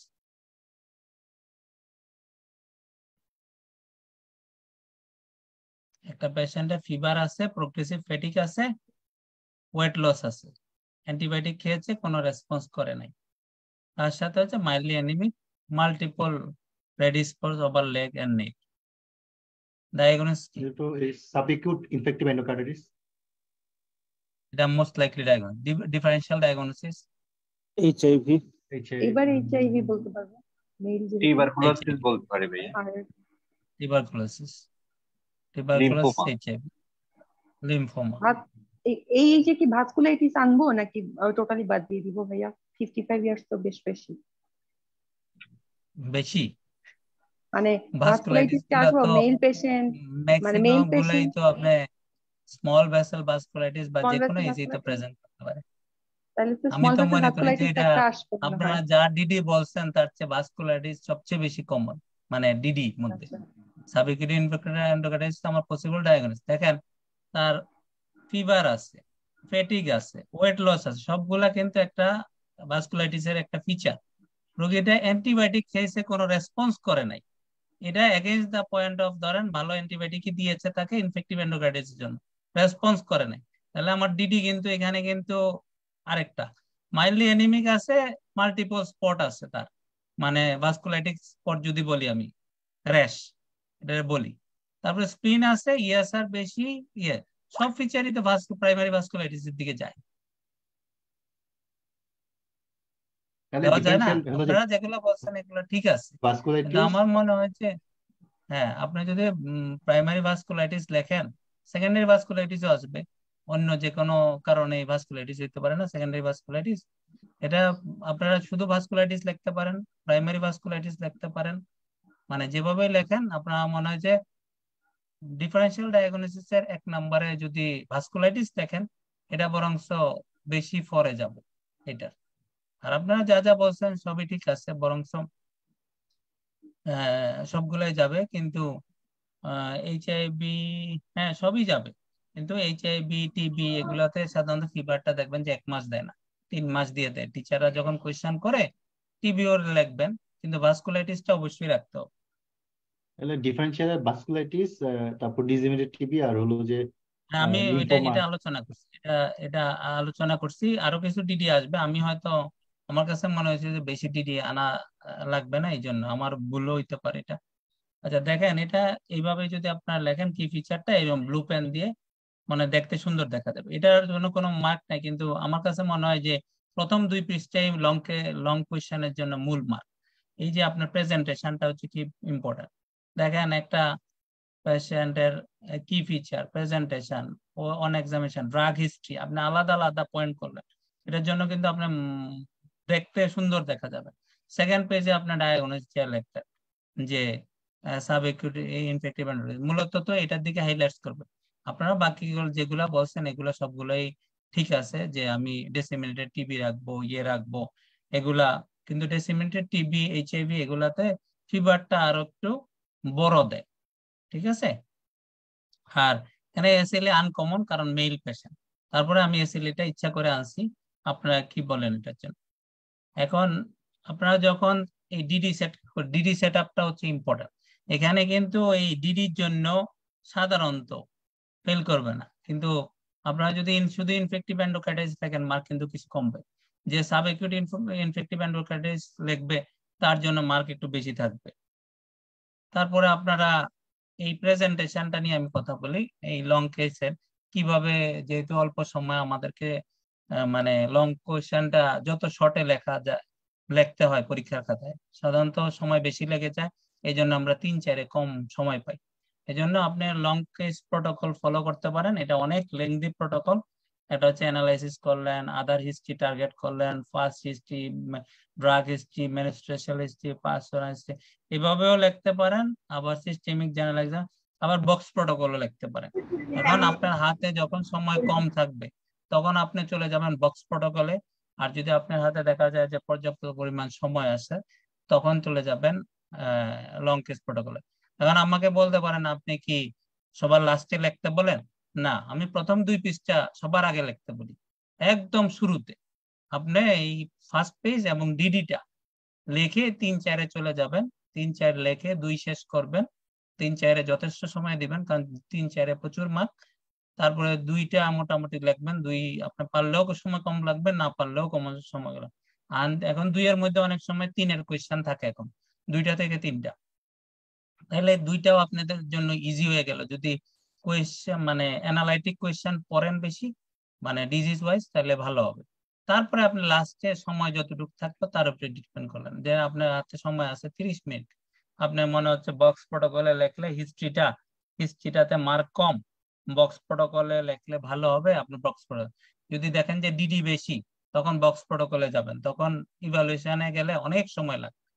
আর যদি দেখেন যে সময় বেশি, আমার মনও চাচ্ছে বক্স প্রোটোকল লিখবো না, সময়ও কম, আবার এইটা, তাহলে কিন্তু আপনারা ছেড়ে আসবেন না। মানে হয় দেখা গেল ইনভেস্টিগেশন যে আটকে গেলেন, বা ফার্স্ট লাইন লিখলেন সেকেন্ড লাইন লিখলেন না। মানে আমার উপদেশ হবে যে যেভাবে একটা মানে এনরোল করেন, এক জায়গায় এনরোল করে আপনারা পরীক্ষা দেন, পরীক্ষার কোনো ব্যর্থ হয় না। পরীক্ষা যত দিবেন তত আপনি আপনার প্রোটোকলটারে আপনি কিভাবে লিখবেন পরীক্ষা খাতায় সেটা আগে এস্টাবলিশ করতে হবে, যে আমি পরীক্ষা খাতায় এইভাবে লিখবো। এবং প্রি সেট আপ আপনি 2 ফরম্যাটেই ইয়ে রাখতে হবে, দখল রাখতে হবে, যে আমি এই ফরম্যাটে লিখবো বা ওই ফরম্যাটে লিখবো, আমার সময় কম থাকলে আমি বক্স প্রোটোকলে যাব, আর যদি সময় বেশি পাই তাহলে হচ্ছে আমি এই লং কেস প্রোটোকলে যাব। লং কেস প্রোটোকলটা স্যাররা মেনলি পছন্দ করে, বক্স প্রোটোকল পছন্দ। অনেক ভুরি রেকর্ড আছে বক্স প্রোটোকল লেখে কিন্তু পাস করছে। অতএব বক্স প্রোটোকল লিখলে ফেল করবেন এটা বলতে পারো না, ফেল কিন্তু ওভারঅল হয় আপনার সবগুলা কোয়েশ্চেন কিভাবে লিখতেছেন। কারণ আপনি যদি ওইখানে শর্ট কোয়েশ্চেন 18-18-36 পান, আর ইয়েতে 12-12-24 পান, 2 1 আর 2 2+ কিন্তু 1 নাম্বার কোয়েশ্চেন পেপার 1 হয়ে যাচ্ছে, পেপার 2 তেও যদি এরকম 2+ তো চলে আসতেছে। আপনারা তাই এই জন্য যে কোনো একটা ফরম্যাটের সাথে ইয়ে করবেন, সাথে টাইম। যার হাতে লেখা ফার্স্ট সে হচ্ছে ইভালুয়েশন প্রোটোকল, যার হাতে লেখা স্লো সে বক্স প্রোটোকলে যেয়ে 3-4 গুরুত্ব দেন, তাহলে দেখা যায় পাস করবেন ইনশাল্লাহ। আচ্ছা, এখন এই কোয়েশ্চনটা যদি ইনভেস্টিগেশন লিখতে দেওয়া হয়, যেমন কোয়েশ্চনে ইনভেস্টিগেশন কিভাবে চেয়েছিল আমি খেয়াল করিনি, আমি একটু দেখি।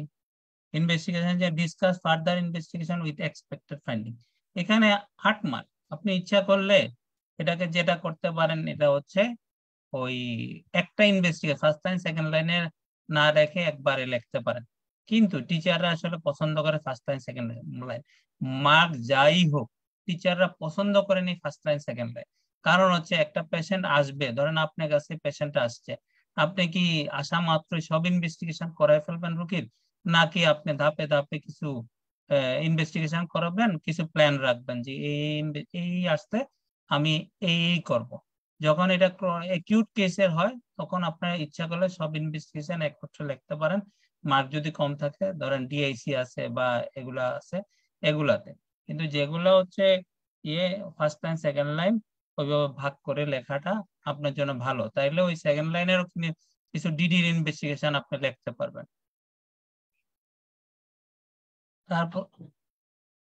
তারপরে কোয়েশ্চেন চেয়েছে কিন্তু ডিসকাস শর্ট ম্যানেজমেন্ট প্ল্যান। এখানে কিন্তু খেয়াল করেন ম্যানেজমেন্ট প্ল্যান চেয়েছে, ম্যানেজমেন্ট চাইনি। তাহলে এত ইলেবোরেটলি যদি আপনি লেখেন তাহলে তুলাইতে পারবেন না, আপনাকে এটা শর্টেই লিখতে হবে। আপনার মূল এখানে ডিডি ইনভেস্টিগেশনটা হচ্ছে ইম্পর্টেন্ট, কারণ মার্ক কম।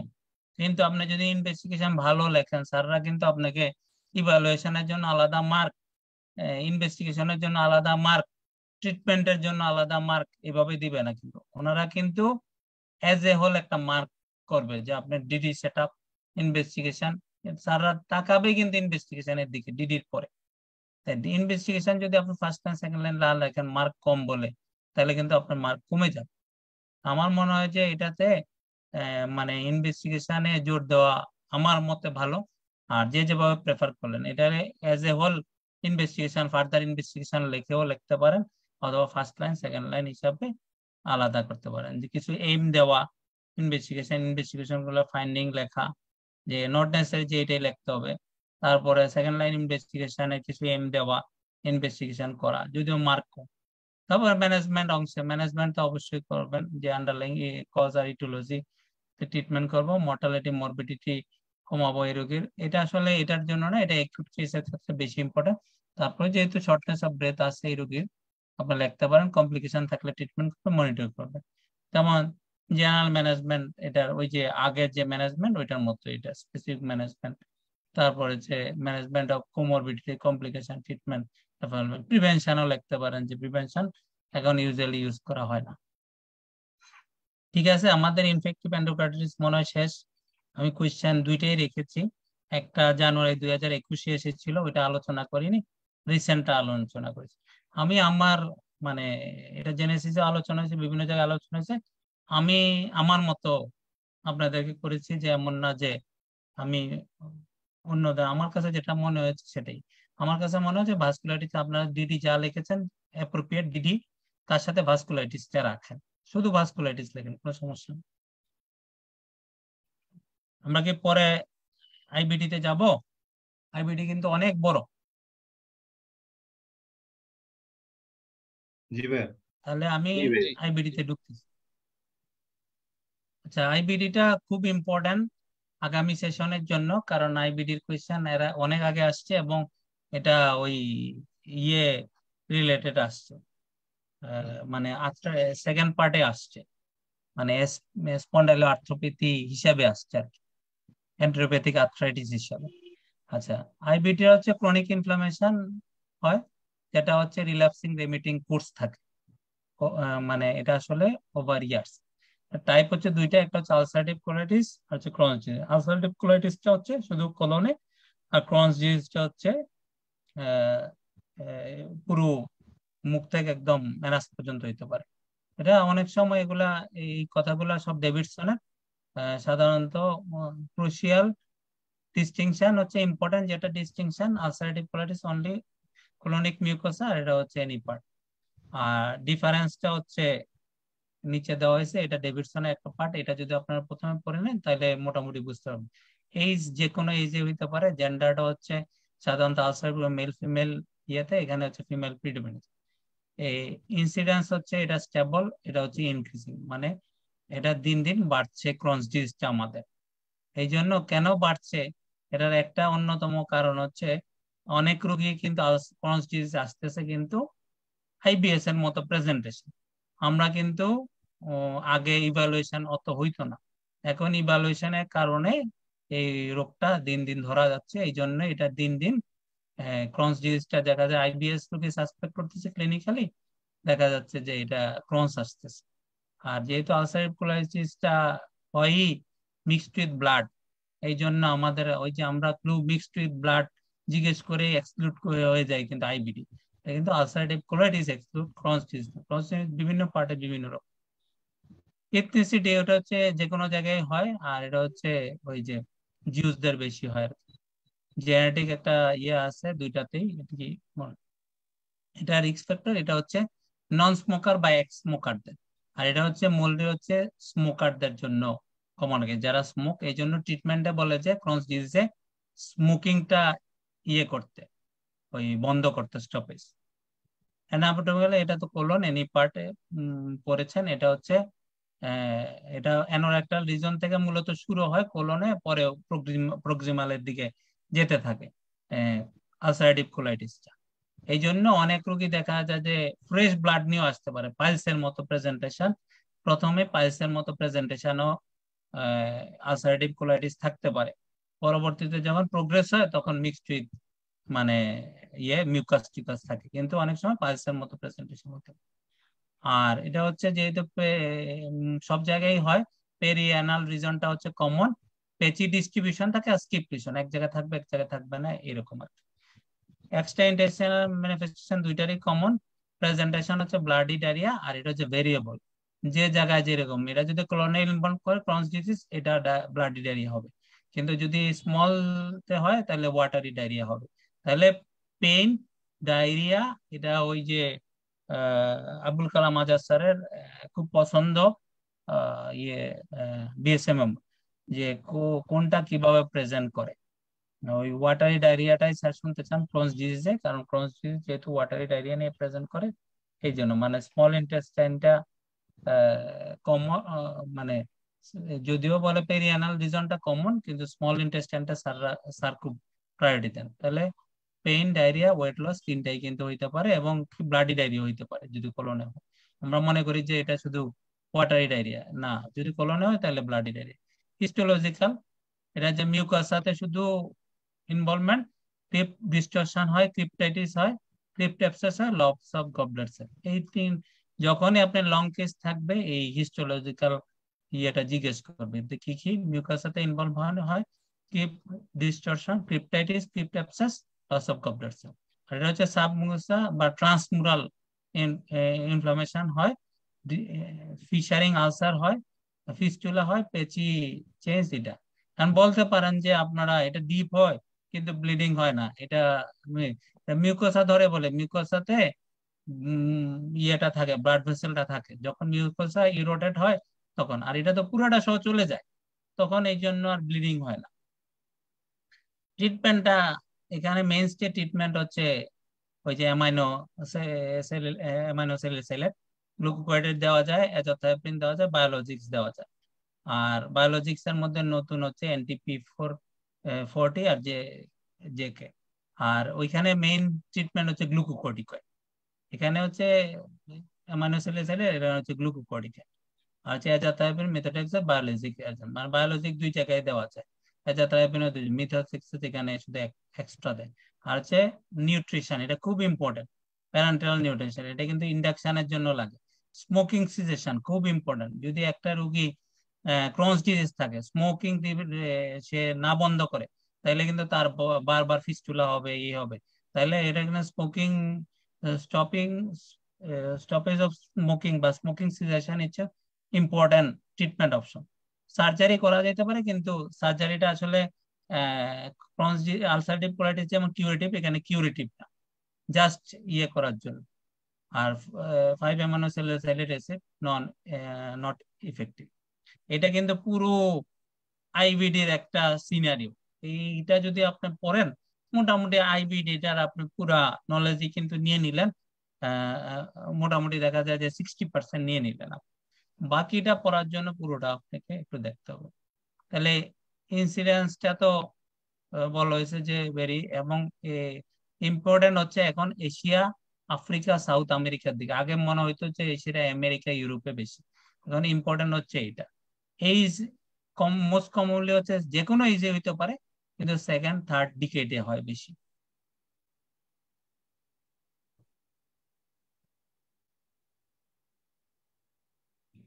আচ্ছা, তারপরে লাইফ এক্সপেক্টেন্সি হচ্ছে মানে নর্মাল পপুলেশনের মতোই, তার শুধু ওই মরবিডিটা বেশি আর কি।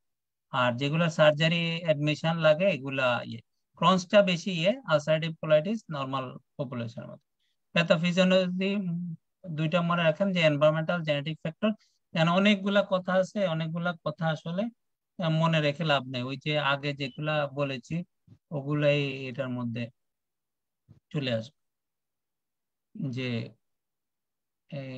যে জিনিসগুলা বলছে, এনভায়রনমেন্টাল একটা ট্রিগার থাকবে, এটা ইমিউনোলজিক্যাল ইনফ্লামেশন করবে, তারপর টিউমার লাইসিস ফ্যাক্টর রিলিজ করবে, টিএনএফ আলফা, লিউকোট্রিনস, ইন্টারলিউকিন, এবং এগুলা হচ্ছে বিভিন্ন ব্যাকটেরিয়া।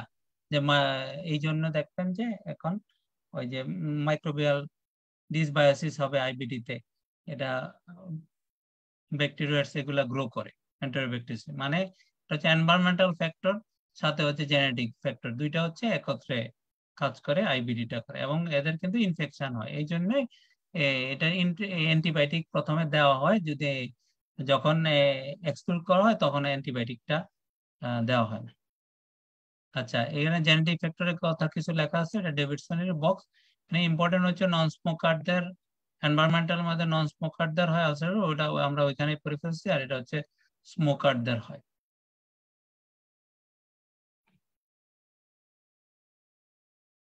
এটা প্যাথোফিজিওলজি, ওইটা ওই দুই বক্সের মধ্যে যা আছে, নাইলে আমরা শেষ করতে পারবো। আচ্ছা, ক্লিনিক্যাল ফিচারটা হচ্ছে ulcerative colitis depends on the site and severity of the disease and as well as extraintestinal manifestation. তাহলে তার কার্ডিনাল ফিচার, এটা আসলে রিল্যাপসিং রিমিটিং কোর্স থাকে, emotional stress, recurrent infection, gastroenteritis, antibiotic অ্যানেসিটি, এগুলা হচ্ছে প্রভোগ করে। এই জন্য যখন আইবিটিটা এক্সক্লুড করে আমরা অ্যান্টিবায়োটিক দিব, তাহলে অ্যান্টিবায়োটিক দিলে দেখা যাচ্ছে এটা আইবিটির সিমটম বাড়তে পারে। তাহলে per rectal bleeding with passage of mucus and blood stool, এটা হচ্ছে কার্ডিনাল ফিচার এর জন্য, আলসারেটিভ কোলাইটিস এর জন্য। সাধারণত প্রোক্টাইটিস দিয়ে শুরু হয়। প্রোক্টাইটিসে যেটা হয়, রেক্টাল ব্লিডিং থাকে, মিউকাস ডিসচার্জ থাকে। প্রথমে মিউকাস ডিসচার্জ নাও থাকতে পারে, অ্যাকম্পানিড বাই টেনেসমাস থাকবে, আর হচ্ছে ফ্রিকোয়েন্ট স্মল ফ্লুইড স্টুল থাকবে। আর কনস্টিটিউশনাল ফিচার সাধারণত প্রোক্টাইটিসে থাকে না। লেফট সাইডের এক্সটেন্সিভ কোলাইটিস সাধারণত এই ব্লাডেড এরিয়ার সাথে মিউকাস থাকে, অ্যাবডোমিনাল ক্র্যাম্প থাকে। আর যখন এটা সিভিয়ার কেস হয়, তাহলে হচ্ছে ওই কনস্টিটিউশনাল ফিচার গুলা থাকে লেফট সাইডের। প্রোক্টাইটিসে কোনো কনস্টিটিউশনাল ফিচার থাকে না। লেফট সাইডের যদি সিভিয়ার হয় তাহলে কনস্টিটিউশনাল ফিচার থাকে, anorexia, malaise, weight loss, abdominal pain, fever, tachycardia, এগুলা থাকতে পারে। এখন ওই যে প্রোক্টাইটিসের হার কিন্তু 40 থেকে 45%, লেফট সাইডেড কোলাইটিস 30 থেকে 40%, আর এক্সটেন্সিভ কোলাইটিস হচ্ছে 20%। তাহলে প্রথমে শুরু হয় এখান থেকে, আস্তে আস্তে উপরের দিকে উঠে সাধারণত। আর ক্রোনস ডিজিজ সাধারণত ওই যে আইলিয়াম থেকে শুরু হয়, পরে রাইট সাইডেড কোলন, আর তারপরে হচ্ছে ইয়েগুলা ধরে আইলিয়াল বা ileocaecal small intestinal 30%, Crohn's colitis আর হচ্ছে পেরিয়ানাল। ক্রনস ডিজিজটা হচ্ছে মেজর সিমটমটা হচ্ছে তার abdominal pain, diarrhoea, weight loss. আর আইলিয়াল ক্রনস যদি থাকে তাহলে মূলত হচ্ছে ওই অ্যাবডোমিনাল পেইন, ডায়রিয়া মানে ওয়াটারি ডায়রিয়া থাকে, ওয়েট লস থাকে। Subacute even acute intestinal obstruction হইতে পারে, কিন্তু মূল ফিচার কিন্তু অ্যাবডোমিনাল পেইন, ডায়রিয়া। এটা কিন্তু দুই জায়গায় কিন্তু থাকবে, কিন্তু একটাতে থাকবে ব্লাডি ডায়রিয়া, একটাতে থাকবে ওয়াটারি ডায়রিয়া। যেমন আইলিয়ালে হচ্ছে ওয়াটারি ডায়রিয়া সাধারণত, আর ক্রনস কোলাইটিসে সাধারণত আলসারেটিভ কোলাইটিসের মতো, মানে একদম মানে অ্যাবডোমিনাল পেইন থাকবে, ব্লাডি ডায়রিয়া থাকবে, মিউকাস থাকবে, ওয়েট লস। তাহলে ক্রনসটা কোলাইটিসও কিন্তু অনেক সারি পছন্দ করেন যে ওয়াটারি ডায়রিয়াটা ক্রনসে, কিন্তু যদি থাকে কোলাইটিস থাকে তাহলে হচ্ছে শুধু ব্লাডি ডায়রিয়া থাকবে, আর নাইলে হচ্ছে ওয়াটারি ডায়রিয়া। আর আইসোলেটেড কিছু পেরিয়ানাল ডিজিজ থাকে, পেরিয়ানাল ডিজিজ থাকে। আচ্ছা, ফিজিক্যাল এক্সামিনেশন করলে আমরা অ্যানিমিয়া পাবো, ওয়েট লস থাকবো, অ্যানিমিয়া গ্লোসাইটিস মানে অ্যানিমিয়ার ফিচার আইডিএ যেহেতু হয় এই জন্য, বা মেগালোব্লাস্টিক অ্যানিমিয়া হয়, এগুলো পাওয়া যাবে। অ্যাবডোমিনাল টেন্ডারনেস থাকবে, মোস্টলি হচ্ছে ইনফ্লাম এরিয়ার উপরে।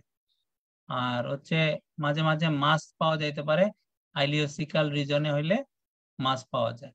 আর perianal skin tag, fissure, fistula এগুলা ওই যে ইয়েতে পাওয়া যায় ক্রনস ডিজিজে। এটা কিন্তু ফিজিক্যাল এক্সামিনেশন মূলত ক্রনস। আর ওই যে আলসারেটিভ কোলাইটিসে আমরা ওয়েট লস, অ্যানিমিয়া, গ্লোসাইটিস এগুলো পেতে পারি, কিন্তু ক্রনসে বেশি। তাহলে কি কি ডিজিজ মানে আইবিডির মতো হইতে পারে ক্রনস ডিজিজ বা আলসারেটিভ? ইনফেক্টিভ আছে, নন ইনফেক্টিভ আছে। যখনই ওই ইয়ে থাকবে তখনই আপনারা তখন চিন্তা করতে হবে এই ডিডিটা, যে আমার আলসারেটিভ মানে আইবিডির মতো ফিচার কি কি ডিডি আমরা লিখবো, সেখান থেকে দুইটা বক্স আছে, দুইটা বক্স থেকে আপনারা মিলে নিতে পারেন। তবে ইসকেমিক কোলাইটিস যেটা এখানে লেখা আছে, ইসকেমিক ক্রনিক ইসকেমিক কোলাইটিসে থাকতে পারে মাঝে মাঝে মিউকাস, ডেভিডসনে খুব একটা নাই, অ্যাবডোমিনাল পেইনটাই কিন্তু এখানে প্রিডমিনেন্ট। আর হচ্ছে অ্যাকিউট যদি হয় তাহলে ওই যে এগুলা ডিডি আর কি আমাদের ব্যাকটেরিয়াল কজ হইতে পারে। সিডোমেমব্রেনাস কোলাইটিস একটা অ্যান্টিবায়োটিকের ব্যাকগ্রাউন্ডে যদি হয়ে যায় ক্লেরিথ্রোমাইসিন বা ইয়ে, তখন কিন্তু এটা আইবিডি বা টক্সিক মেগাকোলন এর চেয়ে মানে সিডোমেমব্রেনাস কোলাইটিস বেশি ইম্পর্টেন্ট।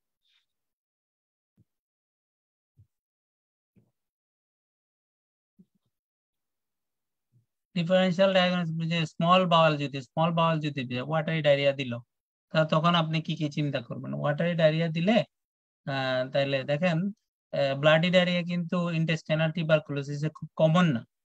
আমরা মনে করি যে আলসারেটিভ হইলে, ইন্টেস্টাইনাল টিউবারকুলোসিস যদি আলসারেটিভ হয় তাহলে হচ্ছে ব্লিডিং হয়, নাইলে ব্লিডিং হয় না। তাহলে স্মল বাওয়াল যদি ক্রনস ডিজিজ হয় ওইটা কিভাবে প্রেজেন্ট করতে হয়? একটা হচ্ছে কি কি ডিডি, এগুলো হচ্ছে এগুলা ডিডি, তার মধ্যে অ্যাপেন্ডিকুলার অ্যাবসেসটা হচ্ছে সবচেয়ে কমন। তো ইনফেকশনের মধ্যে টিউবারকুলোসিস আসবে, অ্যাক্টিনোমাইকোসিস আসবে, লিম্ফোমা আসবে।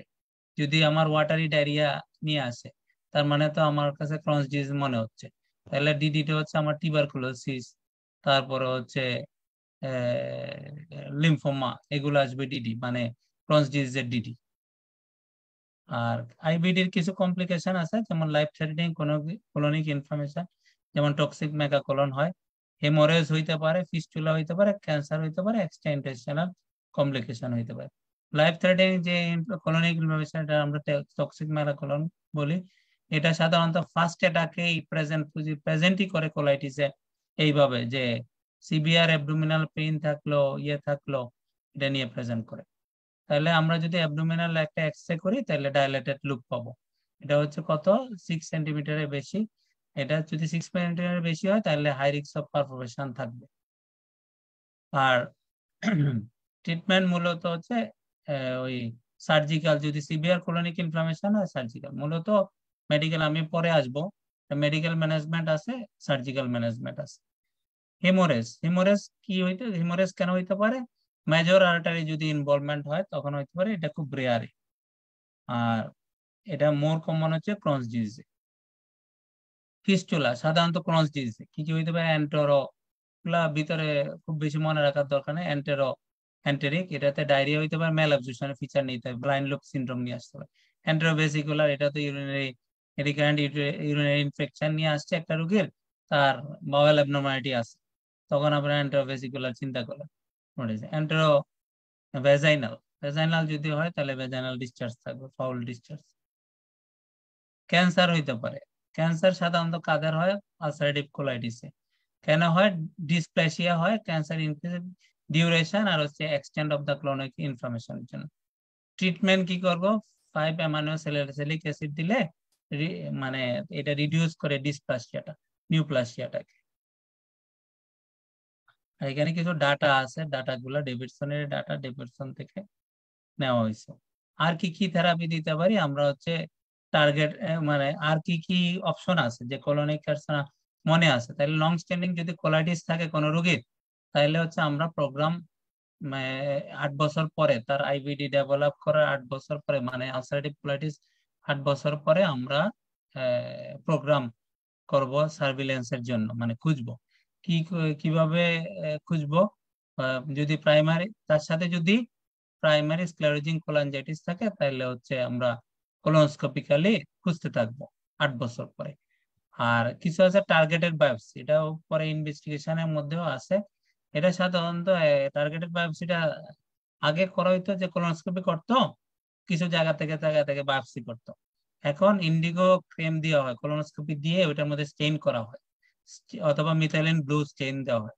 স্টেইনে যদি চেঞ্জ আসে, স্টেইন দেওয়ার পরে কিছু ডাই নিয়ে নিচ্ছে, তাহলে মনে করা হয় যে ওই জায়গাটা ডিসপ্লাসিয়া, তাহলে ওই জায়গার মধ্যে বায়োপসিটা করা হয়। এটা হচ্ছে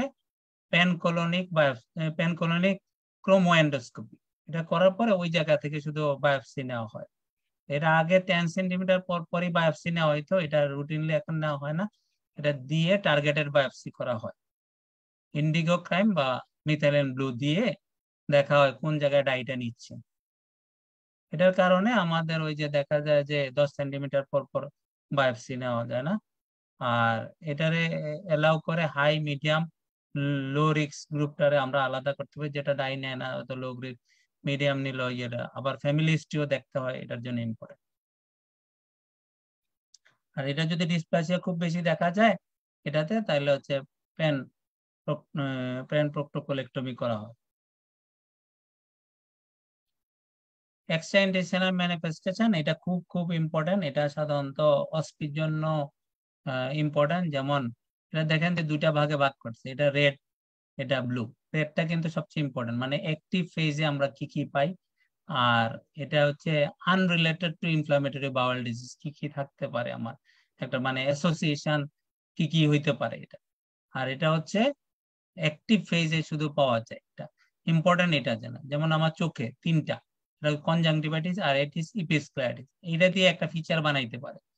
মানে এই নিয়ে আসছে যে কোনো একটা ফিচার আছে, মাউথ আলসার আছে, ব্লাডি ডায়রিয়া আছে, বা ওয়াটারি ডায়রিয়া আছে, বললো সেটা দিয়ে একটা কোয়েশ্চেন বানাইতে পারে যে এটা কি।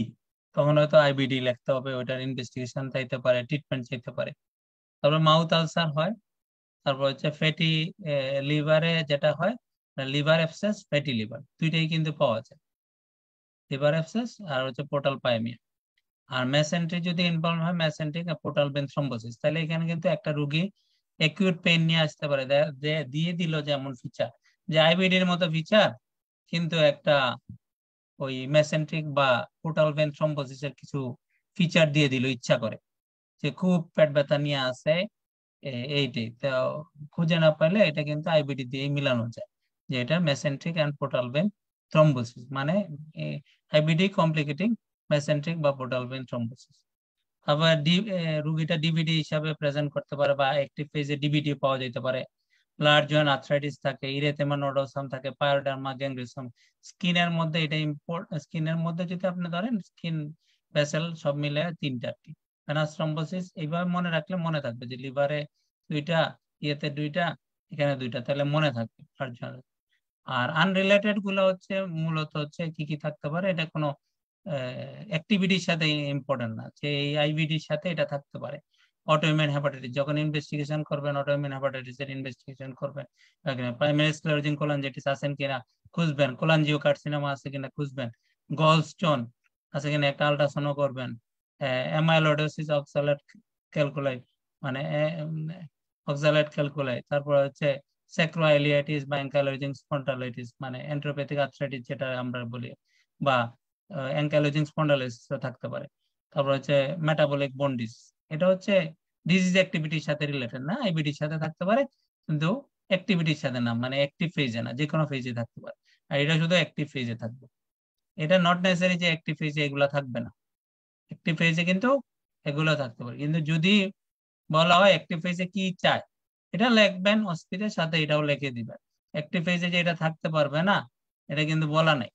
অতএব আপনারা ফ্যাটি লিভার, লিভার অ্যাবসেস লিখলেন, 3টা চাইলো, বলে আমরা তো পড়ছি 2টা, ফ্যাটি লিভার, লিভার অ্যাবসেস, 3টা তো পড়ি নাই লিভারে। আসলে চাইছে হয়তো এখান থেকে একটা চাইছে, টিচার ইচ্ছা করে যে পেশেন্টের আইবিডি রোগীর অ্যাক্টিভ ফেজে থাকবে না সেটা কিন্তু বলে না, অ্যাক্টিভিটির সাথে রিলেটেড না কিন্তু এটা থাকতে পারে।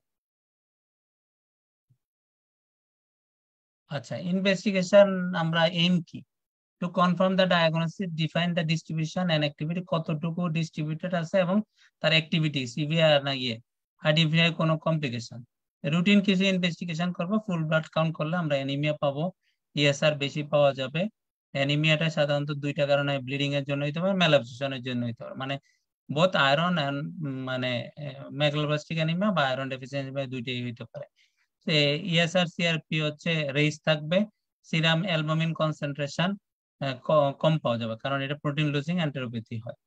আর এটা হচ্ছে ইম্পর্টেন্ট মার্কার হচ্ছে ফিকাল ক্যালপ্রোপিটিন, এটাই কিন্তু আপনারা আলাদা করবে যে এটা আইবিএস না আইবিডি। ইভেন সিআরপি নরমাল থাকলেও আমরা ফিকাল ক্যালপ্রোপিটিন করব, তাহলে আমরা আলাদা করতে পারবো। আচ্ছা, ব্যাকটেরিওলজিক্যালি যেহেতু এটা ওই ইয়ে হয় মানে ডিসেন্ট্রির সাথে ইয়ে হয়, তাহলে আমাদেরকে স্টুল মাইক্রোস্কোপি করতে হবে, কালচার করতে হবে, এক্সামিনেশন ক্লস্ট্রিডিয়াম এবং ক্লস্ট্রিডিয়াম ডেফিসিট যেমন ডিডি এটার জন্য দেখতে হবে, ওভাসিস্টের জন্য দেখতে হবে যেমন জিআরডিএসিস বা এগুলো আছে। ব্লাড কালচার করবো, সেরোলজিক্যাল কিছু টেস্ট থাকে ওই যে ক্লস্ট্রিডিয়াম ডেফিসিটের জন্য, এগুলা করব। আচ্ছা, আর অনেক সময় এন্টেরিক ইনফেকশন থাকে, এস্টাবলিশ দি ডিজিজ টু একটু সুপারইম্পোজড এন্টেরিক ইনফেকশন থাকে। আর ডিউরিং অ্যাকুট ফ্লেয়ার কখন করব? এটা hospitalisation, 3 separate স্টুল sample, 3 send for bacteriology এবং ম্যাক্সিমা। যখন অ্যাকুট ফ্লেয়ারে হবে তখন 3টা স্যাম্পল নিতে হবে, আমার সেপারেট স্যাম্পল নিতে হবে 3টা সেশনে, ব্যাকটেরিওলজি মানে সেন্সিটিভিটি দেখার জন্য। তারপরে মূল ইনভেস্টিগেশন হচ্ছে এটা এন্ডোস্কোপি, মানে এন্ডোস্কোপি বলতে বোঝায় এই যে ইয়েটা আর কি, কোলোনোস্কোপি বা আইলিওস্কোপিটা।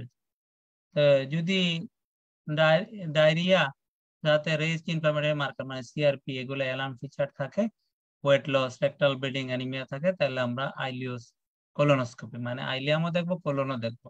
কোলনটা কেন দেখবো? যেহেতু তার রেকটাল ব্লিডিং আছে, তাহলে কোলন হয়তো ইনভলভমেন্ট আছে, এই জন্য আইলিও কোলোনোস্কোপি। যদি রেকটাল ব্লিডিং না থাকে তাহলে হচ্ছে আমরা নাও, অ্যানিমিয়াও নাই, রেকটাল ব্লিডিংও নাই, তখন আইলিওস্কোপিও করতে পারি। তাহলে যদি 3টা থাকে, অ্যালার্ম ফিচার থাকে বা রেজিস্ট মার্কার থাকে, তাহলে আইলিও কোলোনোস্কোপি। আচ্ছা, ফ্লেক্সিবল কোলোনোস্কোপি সাধারণত করা হয় না, মানে যদি অ্যাকিউট প্রেজেন্টেশন থাকে, যেটা হচ্ছে আইলিও কোলোনোস্কোপি করা যাচ্ছে না, তখন ফ্লেক্সিবল সিগময়েডোস্কোপি আমরা করি, শুধু সিগময়েড কোলনটা দেখার জন্য। যে আইলিও কোলোনোস্কোপি করা যাচ্ছে না, খুব মানে রিস্ক আছে, রুগীটা হয়তো এমন ভাবে প্রেজেন্ট করছে টক্সিক মেগাকোলন বা ওইভাবে করা যাচ্ছে না, তখন হচ্ছে আমরা ফ্লেক্সিবল সিগময়েডোস্কোপি করতে পারি। আর আইলিও কোলোনোস্কোপিতে সাধারণত যেগুলো ওই যে এটা আপনাদের ওই ছবি দিলে, ছবিগুলো আমি ইচ্ছা করে আনি নাই, ক্লামজি হয়ে যাবে, অনেক বেশি হয়ে যায়, এই জন্য। ভাস্কুলার প্যাটার্নটা কেমন? লস অফ ভাস্কুলার প্যাটার্ন থাকবে, গ্রানুলারিটি থাকবে, ফ্রায়াবিলিটি, কন্টাক্ট ব্লিডিং, হয়তো 4টা ফাইন্ডিং চাবে। এটা কোলোনোস্কোপি দিয়ে, আইলিও কোলোনোস্কোপি বা কোলোনোস্কোপি দিয়ে চাপে 4টা ফাইন্ডিং। তো 4টা ফাইন্ডিং হইলে তখন হচ্ছে 4টা ফাইন্ডিং আপনাদেরকে বলতে হবে। আর উইথ অর উইদাউট আলসারেশন, মানে আপনারা থাকুক আর না থাকুক আলসারেশন বলে দিবেন, যে loss of vascular pattern, granularity, friability, contact bleeding আর হচ্ছে আলসারেশন। তো 5টা ফাইন্ডিং হয়ে গেল। ক্রস ডিজিজের ক্ষেত্রে পাওয়া যাবে patchy inflammation with discrete deep ulcer, structure পাওয়া যেতে পারে, পেরিয়ানাল ডিজিজ মানে ফিশার ট্যাগ এগুলা পাওয়া যেতে পারে যেমন ঢুকানোর সময়। তারপরে যদি এস্টাবলিশ ডিজিজ আগেই মানে ডায়াগনোস হয়ে যায়, তাহলে আমরা কোলোনোস্কোপি শো করলে active inflammation with pseudo polyp পাওয়া যেত। আগে একটা সিউডো পলিপের ছবি দেখাইছে, কমপ্লিকেটেড কার্সিনোমাও থাকতে পারে। এই জন্য বায়োপসি করবো, ওই যে বায়োপসির যে আগের কথাটা, আগের ওটা। আর যদি ক্রনস ডিজিজ থাকে তাহলে আমরা ক্যাপসুল এন্ডোস্কোপি করব, কারণ হচ্ছে এটা কোন জায়গায় ইনভলভমেন্ট, হয়তো স্মল ইন্টেস্টাইন ডিটেক্ট করতে পারতেছি না, যাওয়া যাচ্ছে না, এই জন্য ক্যাপসুল এন্ডোস্কোপি করবো। এন্টারোস্কোপি করব আমরা হিস্টোলজি, এন্টারোস্কোপি করব histological diagnosis of the small bowel. Capsule endoscopy তো তার করা যাবে না, তখন আমরা এন্টারোস্কোপি করব, অথবা হচ্ছে কোনো থেরাপিউটিক ডাইলাটেশন বা ডাইলাটেশন অফ স্ট্রাকচারের জন্য। যদি সাধারণত আপার জিআই এন্ডোস্কোপি করা হয় না, যদি পেশেন্টের আপার জিআই ব্লিডিং থাকে বা এরকম কোনো ম্যানিফেস্টেশন থাকে, তাহলে আমরা আপার জিআই এন্ডোস্কোপি করব। রেডিওলজি, এন্ডোস্কোপি গেল, এখন রেডিওলজি হচ্ছে সবচেয়ে অ্যাপ্রোপ্রিয়েট। হচ্ছে যদি কোলোনোস্কোপি ইনকমপ্লিট থাকে তাহলে হচ্ছে আমরা হচ্ছে সিটি কোলোনোগ্রাম করতে পারি। আর সিটি কোলোনোগ্রাম আর ট্রেডিশনাল ইমেজিং যেটা বেরিয়াম ফলো থ্রু, সাধারণত দেখা যায় যে ন্যারোয়িং বা আলসারেশন গুলা দেখা যায়, সাধারণত এটা করা হয় না, এটা এখন হচ্ছে এমআর এন্টারোস্কোপি করা হয়, এটা দিয়ে বুঝে যায়। তাহলে বেরিয়াম ফলো থ্রু আমরা তখনই করব যদি ন্যারোয়িং আলসারেশন, কিন্তু এটা সাধারণত এখন এমআর এন্টারোস্কোপি দিয়ে হয়েছে, রিপ্লেস হয়ে গেছে।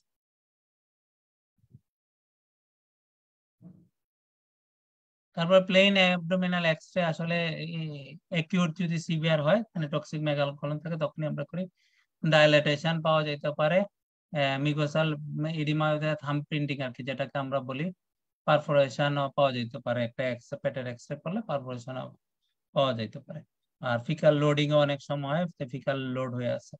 আর স্মল ইন্টেস্টাইনের সময় অনেক সময় ইন্টেস্টাইনাল অবস্ট্রাকশন বা displacement of the bowel loop mass হতে পারে। আল্ট্রাসাউন্ড সাধারণত করা হয় যে কয়েকটা কারণে, একটা হচ্ছে ওই স্মল ইন্টেস্টাইনের ইনফ্লামেশন আর স্ট্রাকচার দেখার জন্য, কিন্তু এটা অপারেটর ডিপেন্ডেন্ট।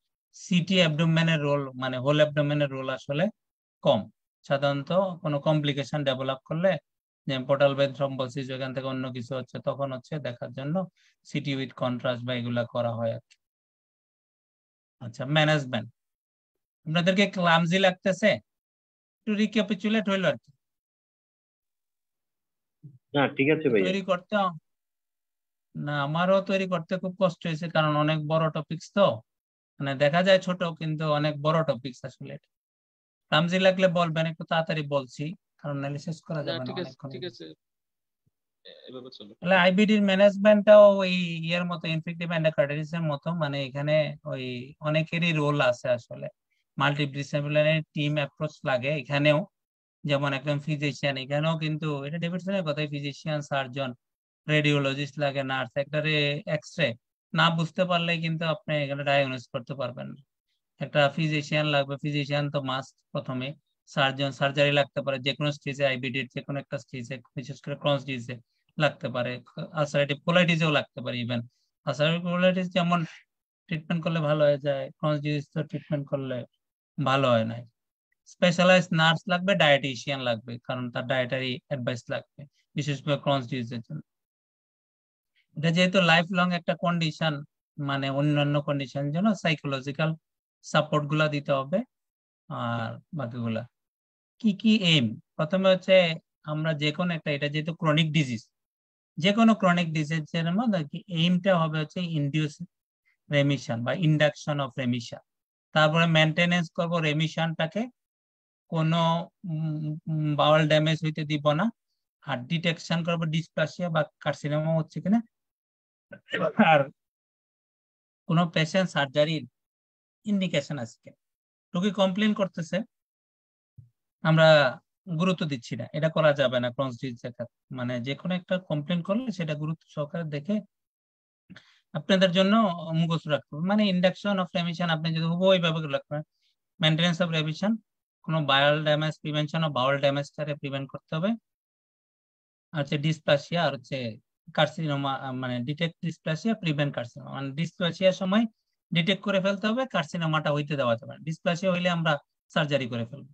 সিলেক্টিভ সার্জারির জন্য সিলেক্ট করতে হবে। আচ্ছা, মেডিকেল ট্রিটমেন্ট, এটা হচ্ছে সেভারাল ম্যানেজমেন্ট আছে, কিছু নন বায়োলজিক ম্যানেজমেন্ট মানে ট্রেডিশনাল ট্রিটমেন্ট, আর হচ্ছে biologic treatment. Rapid expansion of যে ফাইবার মানে স্যালিসাইলেট দেওয়া যেতে হবে, গ্লুকোকর্টিকয়েড দেয়, অ্যান্টিমেটাবোলাইট, ক্যালসিনারিক, অ্যান্টিবায়োটিকও দেওয়া যেতে হবে, সিপ্রোফ্লক্সাসিন, মেট্রোনিডাজল ট্রিটমেন্টের অংশ এটা। বায়োলজিক্স, অ্যান্টি-টিএনএফ, এগুলো সব ডেভিডসনের কথা, মনিটরিং করবো, সার্জারি করবো এটা। তাহলে এই বক্স দুইটা ডেভিডসনের অ্যামাইনোস্যালিসাইড কখন দিব আমরা? ইন্ডাকশন অফ রেমিশন মেইনটেনেন্স কার ক্ষেত্রে? আলসারেটিভ কোলাইটিসের ক্ষেত্রে, নট কিন্তু মানে এর ক্ষেত্রে দেওয়াই যাবে ক্রনিক ডিজিজ যাবে। গ্লুকোকর্টিকয়েড এই নামগুলো মূলত হচ্ছে আলসারেটিভ কোলাইটিস, ক্রনিক দুইটাই ইনডিউস রেমিশন।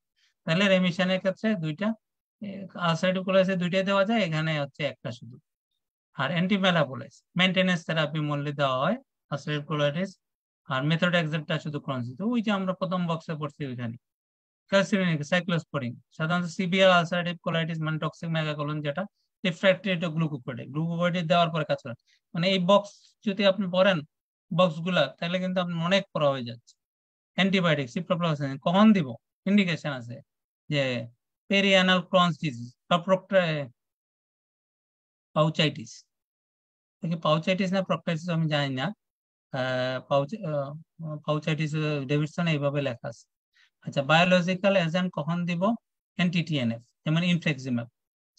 মোডারেটো সাধারণত এটা ইন্ডাকশনে ব্যবহার করা হয় না, এটা সিভিয়ারিটি বুঝে দেখা হয়। যেমন মোডারেট টু সিভিয়ার হলে প্রথমে আমরা দিতে পারবো, মানে যেমন সিভিয়ার হইলে তো আমরা ওই টক্সিক মেগাকোলনে গ্লুকোকর্টিকয়েড দিলাম, দেওয়ার পরে ক্যালসিয়াম দিলাম, রেসপন্স করে না, পরে আমরা ইয়েতে দিয়ে দিব ওই যে ইনফ্লেক্সিম্যাব দিব। Moderate severe chronic disease ulcerative colitis মানে সবগুলাই কিন্তু ইয়েতে। আর মেন গোলিমুভেব কখন? এটা জাস্ট মনে রাখা যায় অ্যান্টি-টিএনএফটা মূলত দেওয়া হয় moderate to severe ulcerative chronic ডিজিজের ক্ষেত্রে। আর anti alpha 4 beta 7 integrin vedolizumab, এটা হচ্ছে দুইটার ক্ষেত্রে দেওয়া হয় মডারেট টু সিভিয়ার, সবই মডারেট টু সিভিয়ার। এটাই মনে রাখার, নামগুলা শুধু মনে রাখবো। এন্ড মনিটরিং হচ্ছে দুইটা, একটা হচ্ছে ড্রাগ মনিটরিং করতে হবে, থেরাপিউটিক ড্রাগ যেটা মনিটরিং করছি, আর হচ্ছে ডিজিজ মনিটরিং, আইবিডি। তাহলে আপনারা ডিজিজটারও আগে নিতে পারেন, থেরাপিউটিক ড্রাগটারও পরে নিতে পারেন। ডেভিডসনের আসলে এটা পরে আসছে, আমি একটু আগায় নিয়ে আসছি আর কি। তাহলে যদি থেরাপিউটিক ড্রাগ মনিটরিংটা হয়, তাহলে হচ্ছে এটা মূলত বায়োলজিক্স এর জন্যই। 1/3 পেশেন্ট কোনো রেসপন্স করে না বায়োলজিকে, এটা বলে প্রাইমারি নন রেসপন্ডার। এটা কিন্তু লং কোয়েশ্চেনে জিজ্ঞেস করতে পারে, আসতে বলে যে বায়োলজিক্স দিলা রেসপন্স করলো না, এটাই কি বলে? প্রাইমারি নন রেসপন্ডার। হাফ করে ডিসকন্টিনিউ করে, যে ইনিশিয়াল রেসপন্সের পরে বাদ দিয়ে, এটা হচ্ছে সেকেন্ডারি লস অফ রেসপন্স বা অ্যাডভার্স ইফেক্ট, কোন অ্যাডভার্স এর জন্য বাদ দিয়ে দেয়। এটা সাধারণত হয় ফার্মাকোকাইনেটিক, ফার্মাকোডাইনামিক এর জন্য। আচ্ছা, ফেভারেবল আউটকাম আপনি কিভাবে করবেন, এটা নিয়ে একটা শর্ট কোয়েশ্চেন হইতে পারে, যেমন যে ফেভারেবল আউটকাম করবেন কিভাবে? গুড ড্রাগ কনসেন্ট্রেশন মেনটেন করে, যে ড্রাগ কনসেন্ট্রেশন দেখবেন, এটা বাংলাদেশে পসিবল কিনা আমার জানা নাই। আছে উইথ পেশেন্ট হচ্ছে ইমিউনোজেনিসিটি অফ ড্রাগ ফেলিওর, মানে এই ড্রাগের যাতে লো লেভেল লোডিং, মানে ওষুধটা এত বেশি না হয়ে যায় যে ড্রাগটা ক্ষতি করে, অথবা ড্রাগটা এমন কম হয়ে যায় যে ড্রাগ ফেল করতেছে, ওইটা দিকে খেয়াল করতে হবে। তাহলে ফেভারেবল আউটকাম হচ্ছে আমার হচ্ছে গুড ড্রাগ কনসেন্ট্রেশন মূলত, এটা বেশিও দেওয়া যাবে না, কমও দেওয়া যাবে না। আর থেরাপিউটিক ড্রাগ মনিটরিং করবে পারফর্ম উইথ বায়োলজিক থেরাপি, শুধু এডিকুয়েট ড্রাগ লেভেল দেখতে হবে, preventing flare due to low drug level. মানে ড্রাগ মনিটরিংটা আমরা মূলত করবো হচ্ছে ওই বায়োলজিক থেরাপির জন্য adequate drug level. Combination therapy দেওয়া যাবে, বায়োলজিক থায়োপিউরিনস বা মেথোট্রেক্সেটের জন্য দেওয়া যেতে পারে। কেন দিব? যাতে ইয়ে না হয়, রিল্যাপস না হয়, অথবা অ্যান্টি ড্রাগ অ্যান্টিবডিজ না তৈরি করে। আর drug monitor prefer with thiopurines metabolite measure in tailor therapy. আর হচ্ছে disease monitoring of disease, IBD, এটা হচ্ছে বক্স। আপনারা এই বক্সটার ইচ্ছা করলে ভেঙে ভেঙে বলতে হবে, যে প্রথমে আমি হিস্ট্রি, অ্যাসমেন্ট সিমটম, যেমন কোনো এক্সট্রা ইন্টেস্টাইনাল ম্যানিফেস্টেশন আছে কিনা, অ্যাবডোমিনাল এক্সামিনেশন করলাম, কোনো মাস আছে কিনা, পেরিনেয়াল ডিজিজ। তারপর আমি ইনভেস্টিগেশন করব, যে পারফর্ম সিবিসি রুটিন ইনভেস্টিগেশন কিছু করলাম, করলাম, চেক যেমন হেমাটিনিক্স, সিবিসি, এটা একবারে নিয়ে আসতে পারেন, সিবিসি উইথ পিপিএফ এগুলা জন্য। ফিকাল ক্যালপ্রোটিন প্রতিবার ফ্লেয়ার হইলেই বা চেঞ্জিং অফ থেরাপি করলে আমাকে এটা মনে রাখতে হবে ক্যালপ্রোটিন কখন করব, ইচ ফ্লেয়ার, ডিজিজ ফ্লেয়ারের জন্য, কোনো চেঞ্জ থেরাপির জন্য, আর হচ্ছে রেসপন্স দেখার জন্য। তাহলে আমার সবসময় কিন্তু ফিকাল ক্যালপ্রোটিন করতে হবে প্রথম থেকে শেষ পর্যন্ত, যে আমার ট্রিটমেন্ট চলতেছে কেমন রেসপন্স। ফিকাল ক্যালপ্রোটিন আমি হয়তো নেগেটিভ পাওয়া যাবে। তারপর stool culture to exclude infection, mucosal healing দেখার জন্য আমরা সিআরপি ক্যালপ্রোডাক্টিন দুইটাই করতে পারি। স্মল ক্যাপসুল এন্ডোস্কোপি করতে, আইলোস্কোপি করতে পারি, স্মল মানে মনিটরিং এর সময়। এনরোল পেশেন্ট, একটা পেশেন্টকে এনরোল করবো আইবিডি ক্লিনিকের জন্য, যাতে মনিটরিং স্টেবল, আনকমপ্লিকেটেড পেশেন্ট, যাতে কমপ্লিকেশন বা কোনো না ডেভেলপ করে এবং তার নিউট্রিশনটা ঠিক মতো পায়। ভ্যাকসিনেশন দিব, যেমন আইবিডিও একটা ভ্যাকসিনেশন, এটারে live vaccination may be given at least 4 weeks before, ওই যে ভ্যাকসিনেশন চ্যাপ্টারে যেটা বলেছে immunosuppressive drug, at least 4 weeks before, যে কোনো একটা ইমিউনোসাপ্রেসিভ ড্রাগ শুরু করার 3-4 সপ্তাহ আগে আমরা দিয়ে নেব, অথবা and at least 3 months after the stopping the immune suppressive stop করার 3 মাস পরে দিব লাইভ ভ্যাকসিনটা। ইনফ্লুয়েঞ্জা নিউমোকক্কাল ভ্যাকসিন দেওয়া যায়, তাহলে জিজ্ঞেস করতে পারে যে কি কি ভ্যাকসিন দিব। আর সার্ভিলেন্স কোলোনোস্কোপি করবো ওই যে 8 বছর পরে যদি থাকে। এটা হচ্ছে আসারেটিভ কোলাইটিসের প্রথম হচ্ছে একিউট ভাবে যদি রোগী অ্যাক্টিভ আসারেটিভ কোলাইটিস হিসেবে প্রেজেন্ট করে, তাহলে আমরা দুইটা অপশন আছে, একটা হচ্ছে কোন সাইটে ইনভলভমেন্ট, এটা কি প্রোক্টাইটিস নাকি left sided or extensive ulcerative. যদি প্রোক্টাইটিস হয় সব জায়গায় কিন্তু প্রথম ট্রিটমেন্ট কিন্তু অ্যামাইনোস্যালিসাইলেট। কোনটা দিব? যদি প্রোক্টাইটিস হয়, যেহেতু নিচে, শুধু নিচে, তাহলে আমার সাপোজিটরি দিলেই হবে। আর যেহেতু এটা লেফট সাইডেড বা এক্সটেন্সিভ, তার মানে আমার সাপোজিটরি দিয়ে হবে না, তাহলে ওরাল এবং এনেমা দিতে হবে। আর এটা যদি ইনকমপ্লিট রেসপন্স হয় তাহলে আমি চলে যাব প্রেডনিসোলনে ডাইরেক্ট। আর এটা যদি হয় তাহলে এডিশনাল এই ওরাল অ্যামাইনোস্যালিসাইলেট প্রথমে যোগ করব, গ্লুকোকর্টিকয়েড সাপোজিটরি করতে পারি, মানে এটার সাথে 5 অ্যামাইনোস্যালিসাইলেট যদি সাপোজিটরি ইনটলারেন্ট হয় তাহলে গ্লুকোকর্টিকয়েড সাপোজিটরি করতে পারি, কনসিডার করতে পারি, সাথে হচ্ছে ওরাল আর ওরাল প্রেডনিসোলন দিলে 40 মিলিগ্রাম করে দিব, tapered over 5 milligram weekly over 8 weeks. এটাও যদি ইনকমপ্লিট রেসপন্স হয় তাহলে ইমিউনো মডুলেশন বা বায়োলজিক্স, আমরা যে বায়োলজিক্স গুলো আছে যেগুলো পড়ছি, টিএনএফ বা যেগুলাই একটু জেনাস কাইনেস ইনহিবিটর সবগুলো দিতে হবে। এখন যদি সিভিয়ার আলসারেটিভ কোলাইটিস, এটা হচ্ছে অ্যাক্টিভ আলসারেটিভ কোলাইটিস, শুধু অ্যাক্টিভ ফেজে আছে, সিভিয়ার না, আর এটা হচ্ছে সিভিয়ার আলসারেটিভ কোলাইটিস, তাহলে মানে আমার টক্সিক মেগাকোলন নিয়ে আসছে। ক্লিনিক্যালি দেখবো আমি পেশেন্টের abdominal pain, temperature, pulse rate, stool blood, ব্লাডে স্টুল আছে কিনা, কেমন ফ্রিকোয়েন্সি, ল্যাবরেটরি কিছু প্যারামিটার দেখবো। ইম্পর্টেন্ট যে এক্সরে করবো, এক্সরে তো ল্যাবরেটরি আমি মূলত করবো ওই যে ক্লস্ট্রিডিয়াম ডিফিসিল টক্সিন আছে, মানে আমার সিডিআই ইনফেকশন কিনা, সিডোমোনাস কোলাইটিস এক্সক্লুড করার জন্য।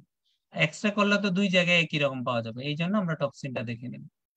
আর হচ্ছে যেহেতু ফ্লেয়ার হইলে যে জিনিসগুলো ওই মনিটরিং এ লাগে সবগুলো আমার লাগবে। আর ট্রিটমেন্ট হচ্ছে এটা হচ্ছে প্রথম হচ্ছে সাপোর্টিভ ট্রিটমেন্ট, মানে আইভি ফ্লুইড দিব, তারপর আইভি গ্লুকোকর্টিকয়েড দিব, মিথাইলপ্রেডনিসোলন বা হাইড্রোকর্টিসন দিব, তারপরে হচ্ছে আমি লো মলিকুলার হেপারিন দিব, প্রপারেক্টিভ লো মলিকুলার হেপারিন। অ্যামোনোস্যালিসাইলেটের কোনো রোল নাই এখানে। গ্লুকোকর্টিকয়েড যদি রেসপন্স না করে 3 দিন, প্রথম 3 দিন দেওয়ার পরে, তাহলে আমি সাইক্লোস্পোরিন দিব, ইনফ্লেক্সিম্যাব দিব। এটা দেওয়ার পরেও যদি 6 দিন পরেও রেসপন্স না করে, আমি কোলোডিং ডাইলেটেশন পাই, ক্লিনিক্যাল রেসপন্স না হয় 7 থেকে 10 দিনের মধ্যে, তাহলে আমি সাবটোটাল কোলেক্টমি উইথ এন্ড আইলিওস্টমি করে দিব। এটা হচ্ছে এই বক্সটা। এই বক্সে নাই হচ্ছে আপনাদের হচ্ছে ওই এই জিনিসটা যে এই সার্জারিটা শুধু নাই, বাকি মনে হয় সবগুলোই আছে। সার্জারিটা শুধু আপনারা অ্যাড করে দিবেন যে যদি দেখা যায় 7 দিনে আর 7 থেকে 10 দিনে কোনো রেসপন্স না হয় তাহলে আমি যে সার্জারি করব, এই বক্সের সাথে এটা অ্যাড করে দিলে হবে।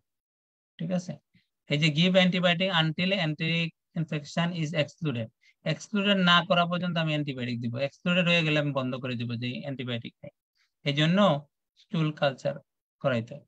তাহলে এখন আমার ইন্ডাকশন ওইটা হচ্ছে ওই দুইটা ফেজ হচ্ছে ইন্ডাকশন অফ রেমিশন গেল। তাহলে আমার এখন হচ্ছে মেনটেনেন্স অফ রেমিশন, এইটারে দিলাম। তাহলে লাইফ লং যেহেতু মেনটেনেন্স লাগবে লেফট সাইড, কার জন্য? লেফট সাইডের জন্য। আর প্রোক্টাইটিসের জন্য লাইফ লং নাও লাগতে পারে, কিন্তু যেহেতু প্রোক্টাইটিসটা প্রক্সিমালি আস্তে আস্তে এক্সটেন্ড করে সেহেতু ওই পরবর্তীতে ফলো আপে রাখতে হবে। তাহলে ট্রিটমেন্ট কি? প্রথম হচ্ছে ওরাল 5 অ্যামাইনো স্যালিসাইলিক, এটাতে যদি রেসপন্স না করে থাইরোপিউরিনেস দিব। থাইরোপিউরিনেস যদি রেসপন্স না করে তো আমি বায়োলজিক্স বা বায়োলজিক্স অ্যান্টি-টিএনএফ দিব। বায়োলজিক্স যদি রেসপন্স না করে তাহলে আমি কম্বিনেশনে যাব, বায়োলজিক্স সাথে হচ্ছে মানে থায়োপিউরিক্স। আর আদার কি থেরাপি দেওয়া যেতে পারে যদি অ্যান্টি-টিএনএফটা ফেল করে? অ্যান্টি-টিএনএফ এখানে দিলাম, এখানে দিলাম, রেসপন্স করতেছে না, তাহলে হচ্ছে anti alpha 4 integrins antibodies vedolizumab Janus kinase inhibitor দিব, বা অ্যান্টি P40 অ্যান্টিবডিজ মানে উস্তাকাইনোম্যাব দিব। আচ্ছা, এখন হচ্ছে Crohn's disease. Principal of management মানে এইটা তো আসলে ওই আইবি আসার্টিভ কোলাইটিসের চেয়ে ওইটা কিন্তু ডিভাস্টেটিং, মানে এখানে সার্জারিটাও কিউরেটিভ নাই, কারণ এই জন্য লং টার্ম ট্রিটমেন্ট গোল লাগে টু রিডিউস রেমিশন, মানে induction of remission and maintenance of remission, maintain glucocorticoid free remission. যেহেতু এটা ট্রিটমেন্টটাই গ্লুকোকর্টিকয়েড দিয়ে, এই জন্য প্রথমে ইন্ডাকশন যখন গ্লুকোকর্টিকয়েড দিয়ে দিব, গ্লুকোকর্টিকয়েড ছাড়া, কারণ গ্লুকোকর্টিকয়েডের অনেকগুলো সাইড এফেক্ট আছে। Treatment focus on carefully evidence disease activity complication, ওই যে আগের কথা এনশিওরিং মিউকোসাল হিলিং, ওই যে বক্সটা যেটা আমরা বলছি মনিটরিং এর ক্ষেত্রে। Induction of remission mild to moderate, মানে মাইল্ড টু মডারেট ডিজিজ আছে, তাহলে গ্লুকোকর্টিকয়েড হচ্ছে মেইনস্টে অফ ট্রিটমেন্ট। কি দিব? বুটানোসাইড দিব, সাধারণত 90% first pass metabolism in liver দিয়ে হয়, ওয়ান্স ডেইলি ফর 4 উইকস। তারপরে হচ্ছে রিডাকশন করবো 4 উইকস 4 উইকস 8 উইকস, মানে এটা 9 মিলিগ্রাম করে শুরু করব, 4 উইকস দিব, তারপরে হচ্ছে 3 মিলিগ্রাম করে every 4 weeks until therapy stop. 4 weeks করলে করব, রিডাকশন করব, প্রতি 4 উইকসে রিডাকশন করতে থাকবো নিচের দিকে। যদি বুটানোসাইডে রেসপন্স না করে উইদিন 2 উইকস, 2 সপ্তাহ দেওয়ার পরে দেখলাম যে রোগীর কোনো উন্নতি নাই ক্লিনিক্যালি এবং ইনভেস্টিগেশন, দুইটা দিয়েই কিন্তু আমরা মনিটরিং করতে হবে। ফিকাল ক্যালপ্রোটেক্টিন যাই করি না কেন সবগুলা, সিবিসি সিআরপি গুলা। তাহলে আমি প্রেডনিসোলিনে সুইচ করব, কত করব? 40 মিলিগ্রাম করে দেব, reduce by 5 weeks 5 milligram weekly over 8 weeks, 8 weeks এ রিডাকশন করব। তারপরেও এটা হচ্ছে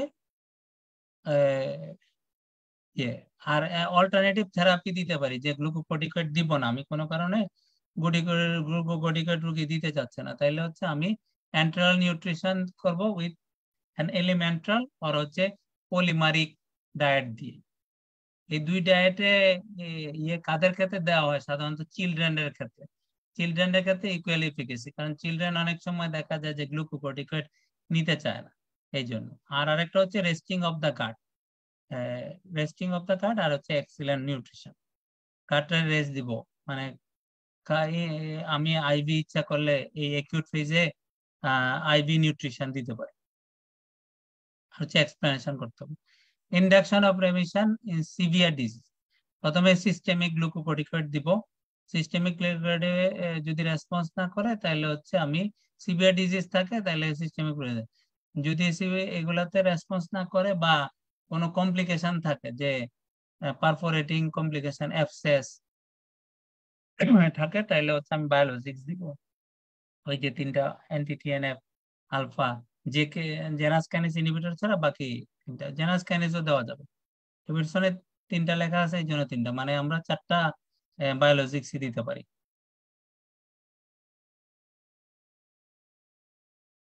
তারপরে হচ্ছে ইন্ডাকশন অফ রেমিশন যদি হয়ে যায় তাহলে হচ্ছে আমি মেনটেনেন্সে যাব।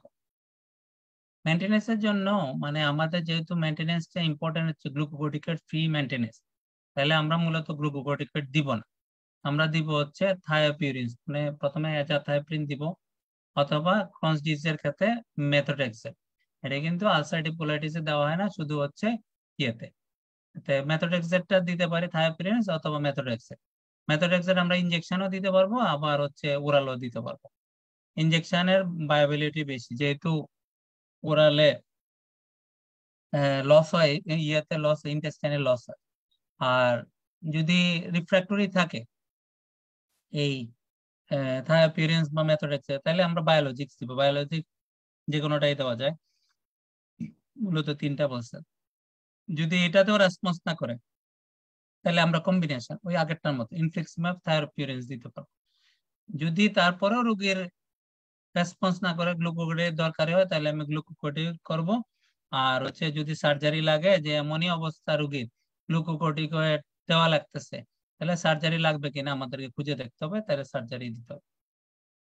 আচ্ছা, সিগারেট স্মোকিং একদম স্ট্রিক্টলি কাউন্সেলিং করতে হবে স্টপ স্মোকিং এর জন্য, আর carefully monitoring of the disease activity করতে হবে। আর যদি ফিস্টুলা পেরিয়ানাল ডিজিজ হয়, তাহলে আমাদেরকে ওই অ্যাক্টিভ ক্রনস ডিজিজে সাধারণত হয়, ইমেজিং করতে পারি, এমআরআই যদি পেলভিস করি তাহলে বোঝা যায়, অথবা এন্ডোএনাল আল্ট্রাসাউন্ড করলে ফিস্টুলাটা বোঝা যায়। বা ওই যে ফিস্টুলাতে ইয়েটা যেদিক দিয়ে আসে, ভেসিক্যাল হইতে পারে, ইয়ে হইতে পারে, ভেজাইনাল হইতে পারে, ওটা দেখে সার্জারি করুন। সার্জিক্যাল এক্সপ্রেশনই মূল ট্রিটমেন্ট।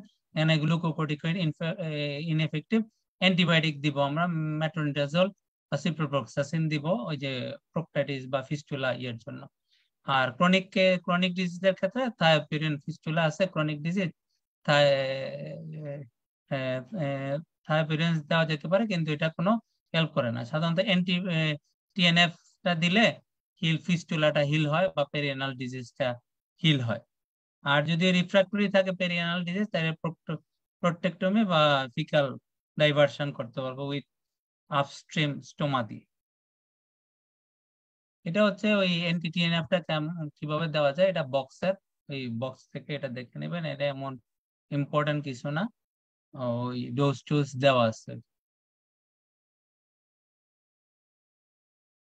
তারপরে আছে সার্জিক্যাল ম্যানেজমেন্ট। সাধারণত সার্জারি আমরা 60% কেসে আলসারেটিভ কোলাইটিস, যদি এক্সটেন্সিভ আলসারেটিভ কোলাইটিস থাকে তাহলে হচ্ছে সার্জারি লাগে। সার্জারি ইন্ডিকেশন এটা বক্সের। ইম্পেয়ার্ড কোয়ালিটি অফ লাইফ যদি হয়, যে অকুপেশন বা এডুকেশন, স্কুলে যাইতে চাচ্ছে না, মানে কাজে যাইতে চাচ্ছে না, তখন ফ্যামিলি লাইফটা খুব ডিসরাপ্টেড হচ্ছে, তখন আমরা সার্জারি করতে পারি। মেডিকেল থেরাপি দিলেও রেসপন্স হচ্ছে না, যে গ্লুকোকর্টিকয়েডের উপরে ডিপেন্ডেন্স হয়ে যাচ্ছে রোগী, রেজিস্ট্যান্ট হয়ে যাচ্ছে বা ইনটলারেন্স অফ সাইড এফেক্ট। তারপর হচ্ছে ফালমিনেন্ট কোলাইটিস, যেমন টক্সিক মেগাকোলন হইলো, কোনো ট্রিটমেন্টে 7 থেকে 10 দিনে কোনো রেসপন্স হচ্ছে না তাইলে। তারপর হচ্ছে টক্সিক মেগাকোলন পারফোরেশন হয়ে গেল। তবে কোলোনিক ক্যারসিনোমা বা সিভিয়ার ডিসপ্লাসিয়া, মানে ডিসপ্লাসিয়া হইলো, তখন সার্জারি লাগবে। আর ক্রোনস ডিজিজে সাধারণত ফিস্টুলা, অ্যাবসেস, পেরিয়ানাল ডিজিজের ক্ষেত্রে লাগে, অথবা হচ্ছে স্মল ও লার্জ বাউল যদি অবস্ট্রাকশন হয় তাও লাগে। কিন্তু অ্যান্টিবায়োটিকের এখানে খুব বেশি ইফেক্টিভ না, শর্ট টার্মে শুধু ইফেক্টিভ। থায়োপিউরিন দেওয়া যায় পোস্ট সার্জিক্যালি, আর ইমিউনোমোডুলেটর বায়োলজিক্স প্রিভেন্ট করে কমপ্লিকেশনটা। আর সার্জারিটা তো বললাম, সার্জারি রিসেকশন করা যায়, তারপরে ইয়ে দেওয়া যায়, সেটন সুজার দেওয়া যায়, সেগমেন্টাল রিসেকশন করা যায়, মাল্টিপল ইয়ে করা যায়, টোটাল কোলেক্টমি যদি এক্সটেন্সিভ হয় টোটাল কোলেক্টমি করা যায়। এটা হিস্টোরিক্যাল ডাটা, এটা ইম্পর্টেন্ট না অত। ইম্পর্টেন্ট হচ্ছে এটা, যে একটা পেশেন্ট প্রেগনেন্সির সাথে আইবিডি কি করব। এই রোগীটা অনেক আগে কোয়েশ্চেন আসতো, প্রেগনেন্সির সাথে এটা আইবিডি কিন্তু ইম্পর্টেন্ট। যে প্রেগনেন্সি হয় যে মাল্টিডিসিপ্লিনারি টিম, আগে প্রেগনেন্টের আগে প্রপারলি কাউন্সিলিং করতে হবে, প্রি কনসেপশনাল কাউন্সিলিং করে নিতে হবে। ডিউরিং প্রেগনেন্সি 3টা 1/3 রুল ফলো করে। 1/3 হচ্ছে ওমেন ইমপ্রুভ করে, 1/3 ওটস হয়, 1/3 স্টেবল থাকে অ্যাক্টিভ ডিজিজে। পোস্টপার্টামের ক্ষেত্রে বলা হয় যে রিভার্স, যেটা প্রেগনেন্সিতে যদি ভালো হয় তাহলে এখানে হচ্ছে ইয়ে হবে, আর ওইখানে যদি খারাপ থাকে এখানে ভালো হবে। তারপরে ড্রাগ কোনগুলো আছে, 5 অ্যামিনোস্যালিসাইলেট, গ্লুকোকর্টিকয়েড, থায়োপিরেন্স, বায়োলজিক ইয়ে, আর মেথোট্রেক্সেট আর হচ্ছে টফাজিরামিড JAK2 ইনহিবিটর হচ্ছে অ্যাভয়েড করতে হয়। মানে আমি বায়োলজিক্সও দিতে পারবো, মেথোট্রেক্সেট টফাজিরামিড দিতে পারবো না, মানে ওই বায়োলজিক্স এর মধ্যে। আচ্ছা, ইনফ্লিক্সিম্যাব, অ্যাডালিম্যাব, বেটালিজুম্যাব, আস্টাকাইনিম্যাব, প্লাসেন্টা লাস্ট ট্রাইমেস্টারে এটা সাধারণত অ্যাভয়েড করা হয়, অন্য ট্রাইমেস্টারে ঠিক মতো দেওয়া যায়। ব্রেস্ট ফিডিং রিকমেন্ডেশন করা হয়, কোনো সমস্যা নাই, কিন্তু কিছুটা হচ্ছে ওই বায়োলজিক্সটা দেওয়া যায়। মোড অফ ডেলিভারি সাধারণত যদি পেরিয়ানাল ডিজিজ না থাকে নর্মাল ভ্যাজাইনাল ডেলিভারি করা যায়, আর নাইলে হচ্ছে ওই সার্জারিও করা যেতে পারে, মানে সিজারিয়ান সেকশন। এটা হচ্ছে ডেভিডসনের বক্স। এই ডেভিডসনের বক্সে ওই জিনিসগুলাই লেখা আছে, এগুলা কোনটা দেওয়া যায়, কোনটা সেফ কোনটা সেফ না, এই জিনিসগুলাই লেখা আছে। ভাগ করে আপনারা যদি লেখেন pre conceptional counselling, pregnancy, labour, breast feeding. Important হচ্ছে ব্রেস্ট ফিডিং হচ্ছে সেফ, এটা নাজনাল ওই কথাগুলো আপনার মনে রাখতে হবে। আরেকটা ইম্পর্টেন্ট হচ্ছে মেটাবলিক বোন ডিজিজ, যেমন এখান থেকে সিকেডির কোয়েশ্চেন হইতে পারে যে মেটাবলিক বোন ডিজিজ, মানে সিকেডির কোয়েশ্চেন মেটাবলিক বোন ডিজিজ মানে ইয়েতে রিমাটোলজির কোয়েশ্চেন হইতে পারে। কি কি করতে পারে, এটা অস্টিওপোরোসিস করতে পারে, অস্টিওমেলাইসিয়া, দুইটাই করতে পারে। অস্টিওপোরোসিসের কারণ হচ্ছে এক হচ্ছে ক্রনিক ইনফ্লামেশন, ইনফ্লামেশনের কারণে ক্যালসিয়াম এগুলা লস হয়, মানে ম্যালাবজর্পশন হিসাবে। গ্লুকোকর্টিকয়েড আমরা দেই, সেই জন্য হইতে পারে অস্টিওপোরোসিস। ওয়েট লস হয় রোগীদের, ম্যালনিউট্রিশন থাকে, ঠিক মতো ভয়ে খেতে চায় না রোগী, যে খেলেই হয়তো পেট ব্যথা হবে। তারপর ম্যালাবজর্পশন, যেটা ওই ক্রনিক ইনফ্লামেশনের একটা পার্ট আর কি। আর অস্টিওমেলাইসিয়া সাধারণত হয় ক্রনস ডিজিজে, যদি ম্যালাবজর্পশনের জন্য হয় আর কি, কিন্তু অস্টিওপোরোসিসের চেয়ে এটা কম। যদি অস্টিওপোরোসিসের ক্ষেত্রে গ্লুকোকর্টিকয়েড দেওয়ার আগে পেশেন্টের এইজ আর হচ্ছে ডোজ ডিউরেশনটা ইয়ে করতে হবে, ফ্র্যাক্সটা অ্যাসেস করে দেখতে হবে রোগীর জন্য। যদি 3 মাসের বেশি পায় অথবা রিপিটেড কোর্স হয় তাহলে হচ্ছে ডেক্সা করতে হবে। আর হচ্ছে ওরাল দরকার লাগলে ওরাল বিসফসফোনেট, যেমন অ্যালেন্ড্রোনেট, রেসিনড্রোনেট দিয়ে ট্রিটমেন্ট করতে হবে, অথবা ডেনিসোমেট উইথ হাই ডোজেস অফ মানে আইভি বিসফসফোনেট দেয়া লাগতে পারে উইথ চাইল্ড বেয়ারিং এসে। মানে অ্যাভয়েডেড ডেনিসোমেব এবং প্রেগনেন্সিতে অ্যাভয়েড করতে হবে ডেনিসোমেব এবং হাই মানে আইভি বিসফসফোনেট, যেহেতু আমাদের জানা নেই। আচ্ছা, এই কোয়েশ্চেনটা একটু দেখেন, সবাই কি চলে যাচ্ছেন? খুব ক্লামজি হয়ে গেল। এটা একটু দেখেন। A 45-year-old man has presented with abdominal pain, bloody diarrhea for 3 weeks. He gives a history of recurrent episodes of lower stool, occasionally mixed with blood for last 1 year, and low back pain for same duration. মানে 1 বছর ধরে তার low back pain সাথে হচ্ছে ইয়ে। He has lost 6 kg of his weight in last 6 months. Use of take NSAID for low back pain frequent with some relief. তাহলে আপনাদের diagnose কি? এটা কেউ কি রেসপন্স করবেন?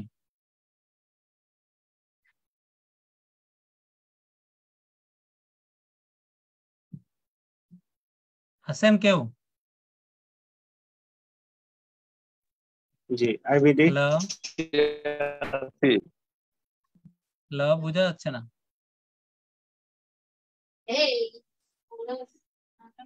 Hello, inflammatory bowel disease with arthritis, enteropathic arthritis. Very good. DD?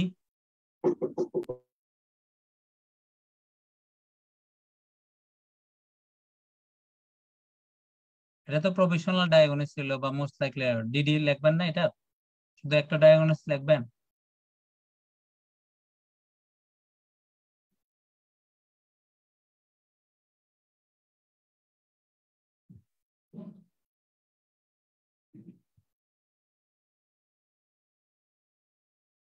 DD কিছু হবে?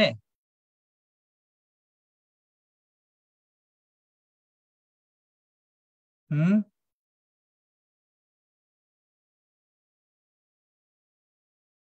দিদি, একটা ডায়াগনোসিস, লিসিক্যাল টিভি কেউ হইতে কিছু পারে। বললেন? হ্যাঁ লিসিক্যাল টিভি। হ্যাঁ হইতে পারে, মানে ডিডি লিখতে হবে তো আপনার, টিভির সাথে হচ্ছে ওই লো ব্যাক পেন, তার তো ইয়েতে হইতে পারে, কিন্তু এতদিন তো আর 1 বছর ধরে থাকার কথা না, বুঝলেন নাই? লিখতে পারেন, ডিডি লিখতে পারেন, সমস্যা নেই, ঠিক আছে। আর কিছু?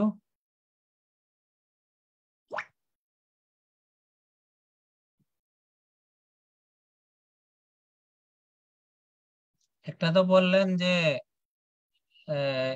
ইয়ে সাথে এন্টারোপ্যাথিক আর্থ্রাইটিস মানে এসপিএ, তাই না? যে বললেন, এটা বলতে পারেন না যে আইবিডির জন্য ম্যালাবসিয়ান সিনড্রোম সাথে অস্টিওমেলেশিয়া থাকতে পারে রোগীর, যদিও একই সাথে প্রেজেন্টেশন, খুব আনকমন। টিবিটাও ঠিক আছে, ডিডি লিখতে হবে এটা। আচ্ছা এটা দেখেন, 45-year-old male presented with increased frequency of blood mixed stool. He also noticed low grade fever, weight loss for last 3 months. এটা ডিডি কি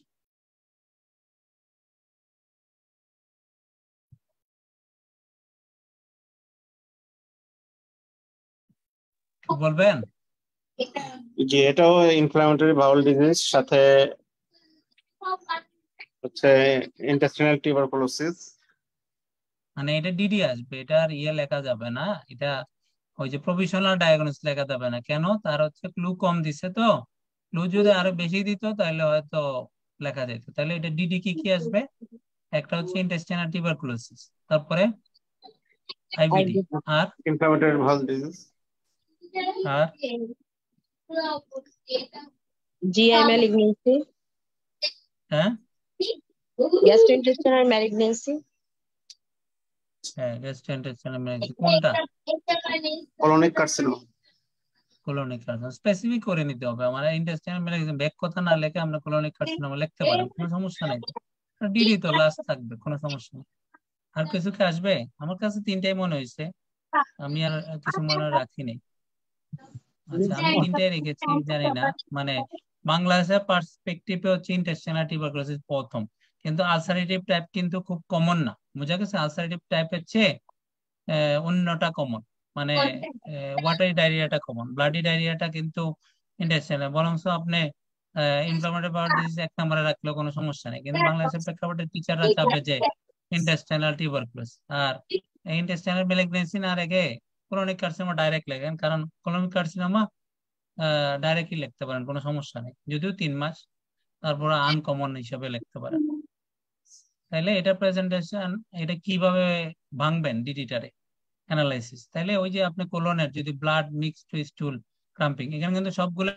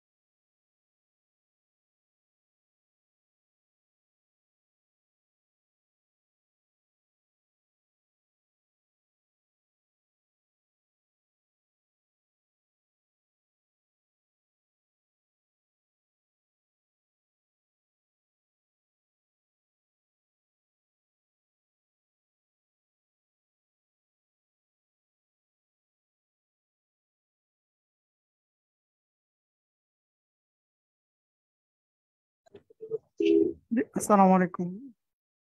জি, স্যারের একটু নেটওয়ার্ক প্রবলেমের কারণে ডিসকানেক্ট হয়ে গেছে। স্যার এখনই জয়েন করতেছেন, একটু সময় দিন।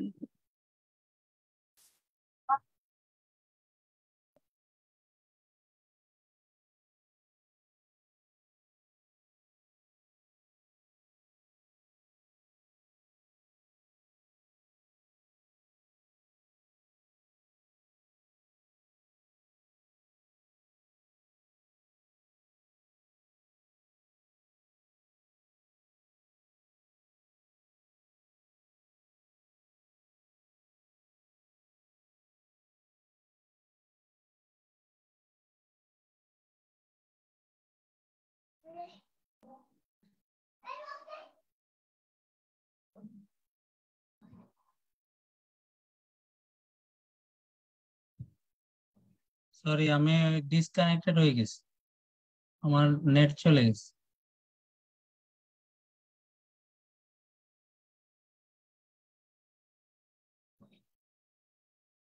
আচ্ছা, এই বক্সে হ্যালো শোনা যাচ্ছে? স্যার শোনা যাচ্ছে। আচ্ছা, এই বক্সে হচ্ছে ওই আইবিডিটা ইয়ে টিবি আপনাদেরকে ঢুকাইতে হবে, মানে এইটার মধ্যে ঢুকালে ইন জেনারেল অনেকগুলা ডিডি আসবে, সেগুলা এই বক্সের মধ্যে। আর এখান থেকে আমরা নিব আইবিডিটা, ওই যে নিউপ্লাসিয়া ক্যান্সার আর হচ্ছে টিবি আসবে আর কি।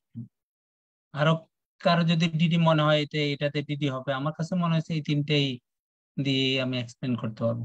তাহলে ওই রকমই ইয়েটা সিস্টেমিক ইয়ে ভাবে আলোচনা করতে পারেন। আর এটা যেমন জানতে চেয়েছে আসলে যে ক্লিনিক্যাল পয়েন্ট টার্গেটিং ডিফারেন্সিয়ালস, এটা আমরা ইচ্ছা করলে ওই বক্সও লিখতে পারি। এখানে দেখেন লেখছে যে mention first and second line investigation with justification of the doing each second line investigation. মানে ফার্স্ট লাইনটার আমি ফাইন্ডিংস লিখবো, জাস্টিফিকেশন হচ্ছে সেকেন্ড লাইনের জন্য। এটা কিন্তু একটু ট্রিকি কোয়েশ্চেন, ঠিক আছে? এই কোয়েশ্চেনটা বোঝা হচ্ছে first and second line investigation with justification of doing each second line investigation. Justification লিখবো সেকেন্ড লাইনের জন্য, ফার্স্ট লাইনের জন্য finding. And plan of treatment, কিভাবে প্ল্যান অফ ট্রিটমেন্ট করবো দেখেন, এটা ওই প্রোটোকল আপনারা যেভাবে ফলো করেন। ইনভেস্টিগেশন ফার্স্ট লাইন এইভাবে ফাইন্ডিংস দিয়ে লিখবেন আপনারা। আর সেকেন্ড লাইনের ক্ষেত্রে এইম লিখে আপনারা দুইটা ফরম্যাট ফলো করতে পারেন।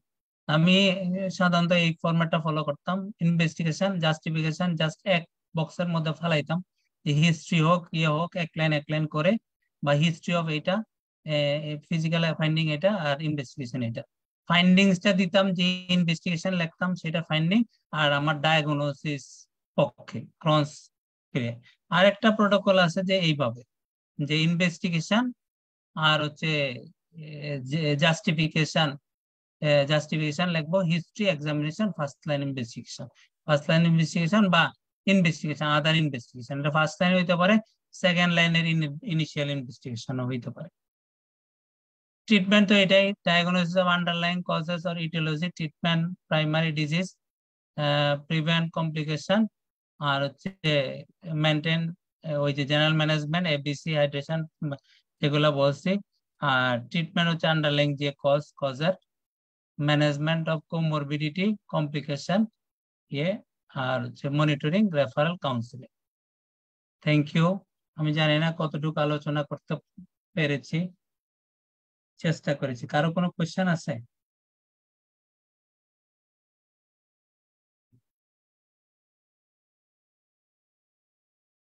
হ্যালো হ্যালো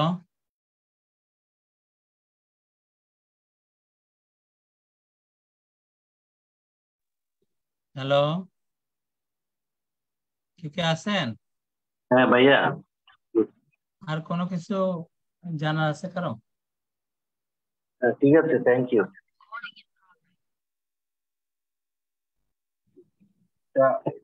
হার্ড কপি দিলে হ্যালো, ভালো হইতো, ওই যে এতে জেনেসিসে হার্ড কপি থাকলে ভালো হইতো এটা। আচ্ছা দেখি জানিস এমনি আর কিছু বলার আছে? মানে আপনাদের এটা ভেরি করতে পারে যে ডিডিটা এদিক সেদিক হইতে পারে, কিন্তু প্রাইম ডিডি এক দুইটা একই থাকবে সবার। আর যে কোয়েশ্চেন নিয়ে বলছেন আমি জানি না কোন কোয়েশ্চেনটা দিলে হয়তো আমি বলতে পারবো যে এই কোয়েশ্চেনের মোস্ট লাইকলি ডায়াগনোস কি হইতে পারে। আমারটাই যে কারেক্ট হবে তাও না, মানে দিতে পারবো।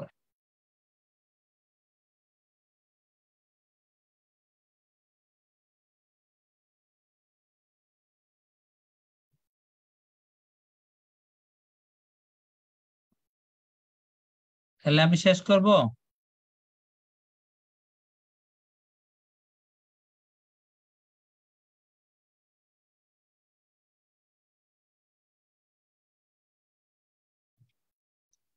জানি না কেমন হয়েছে, কেউ কোনো রেসপন্স করতেছেন না, মানে বোরিং সেশন মনে হচ্ছে।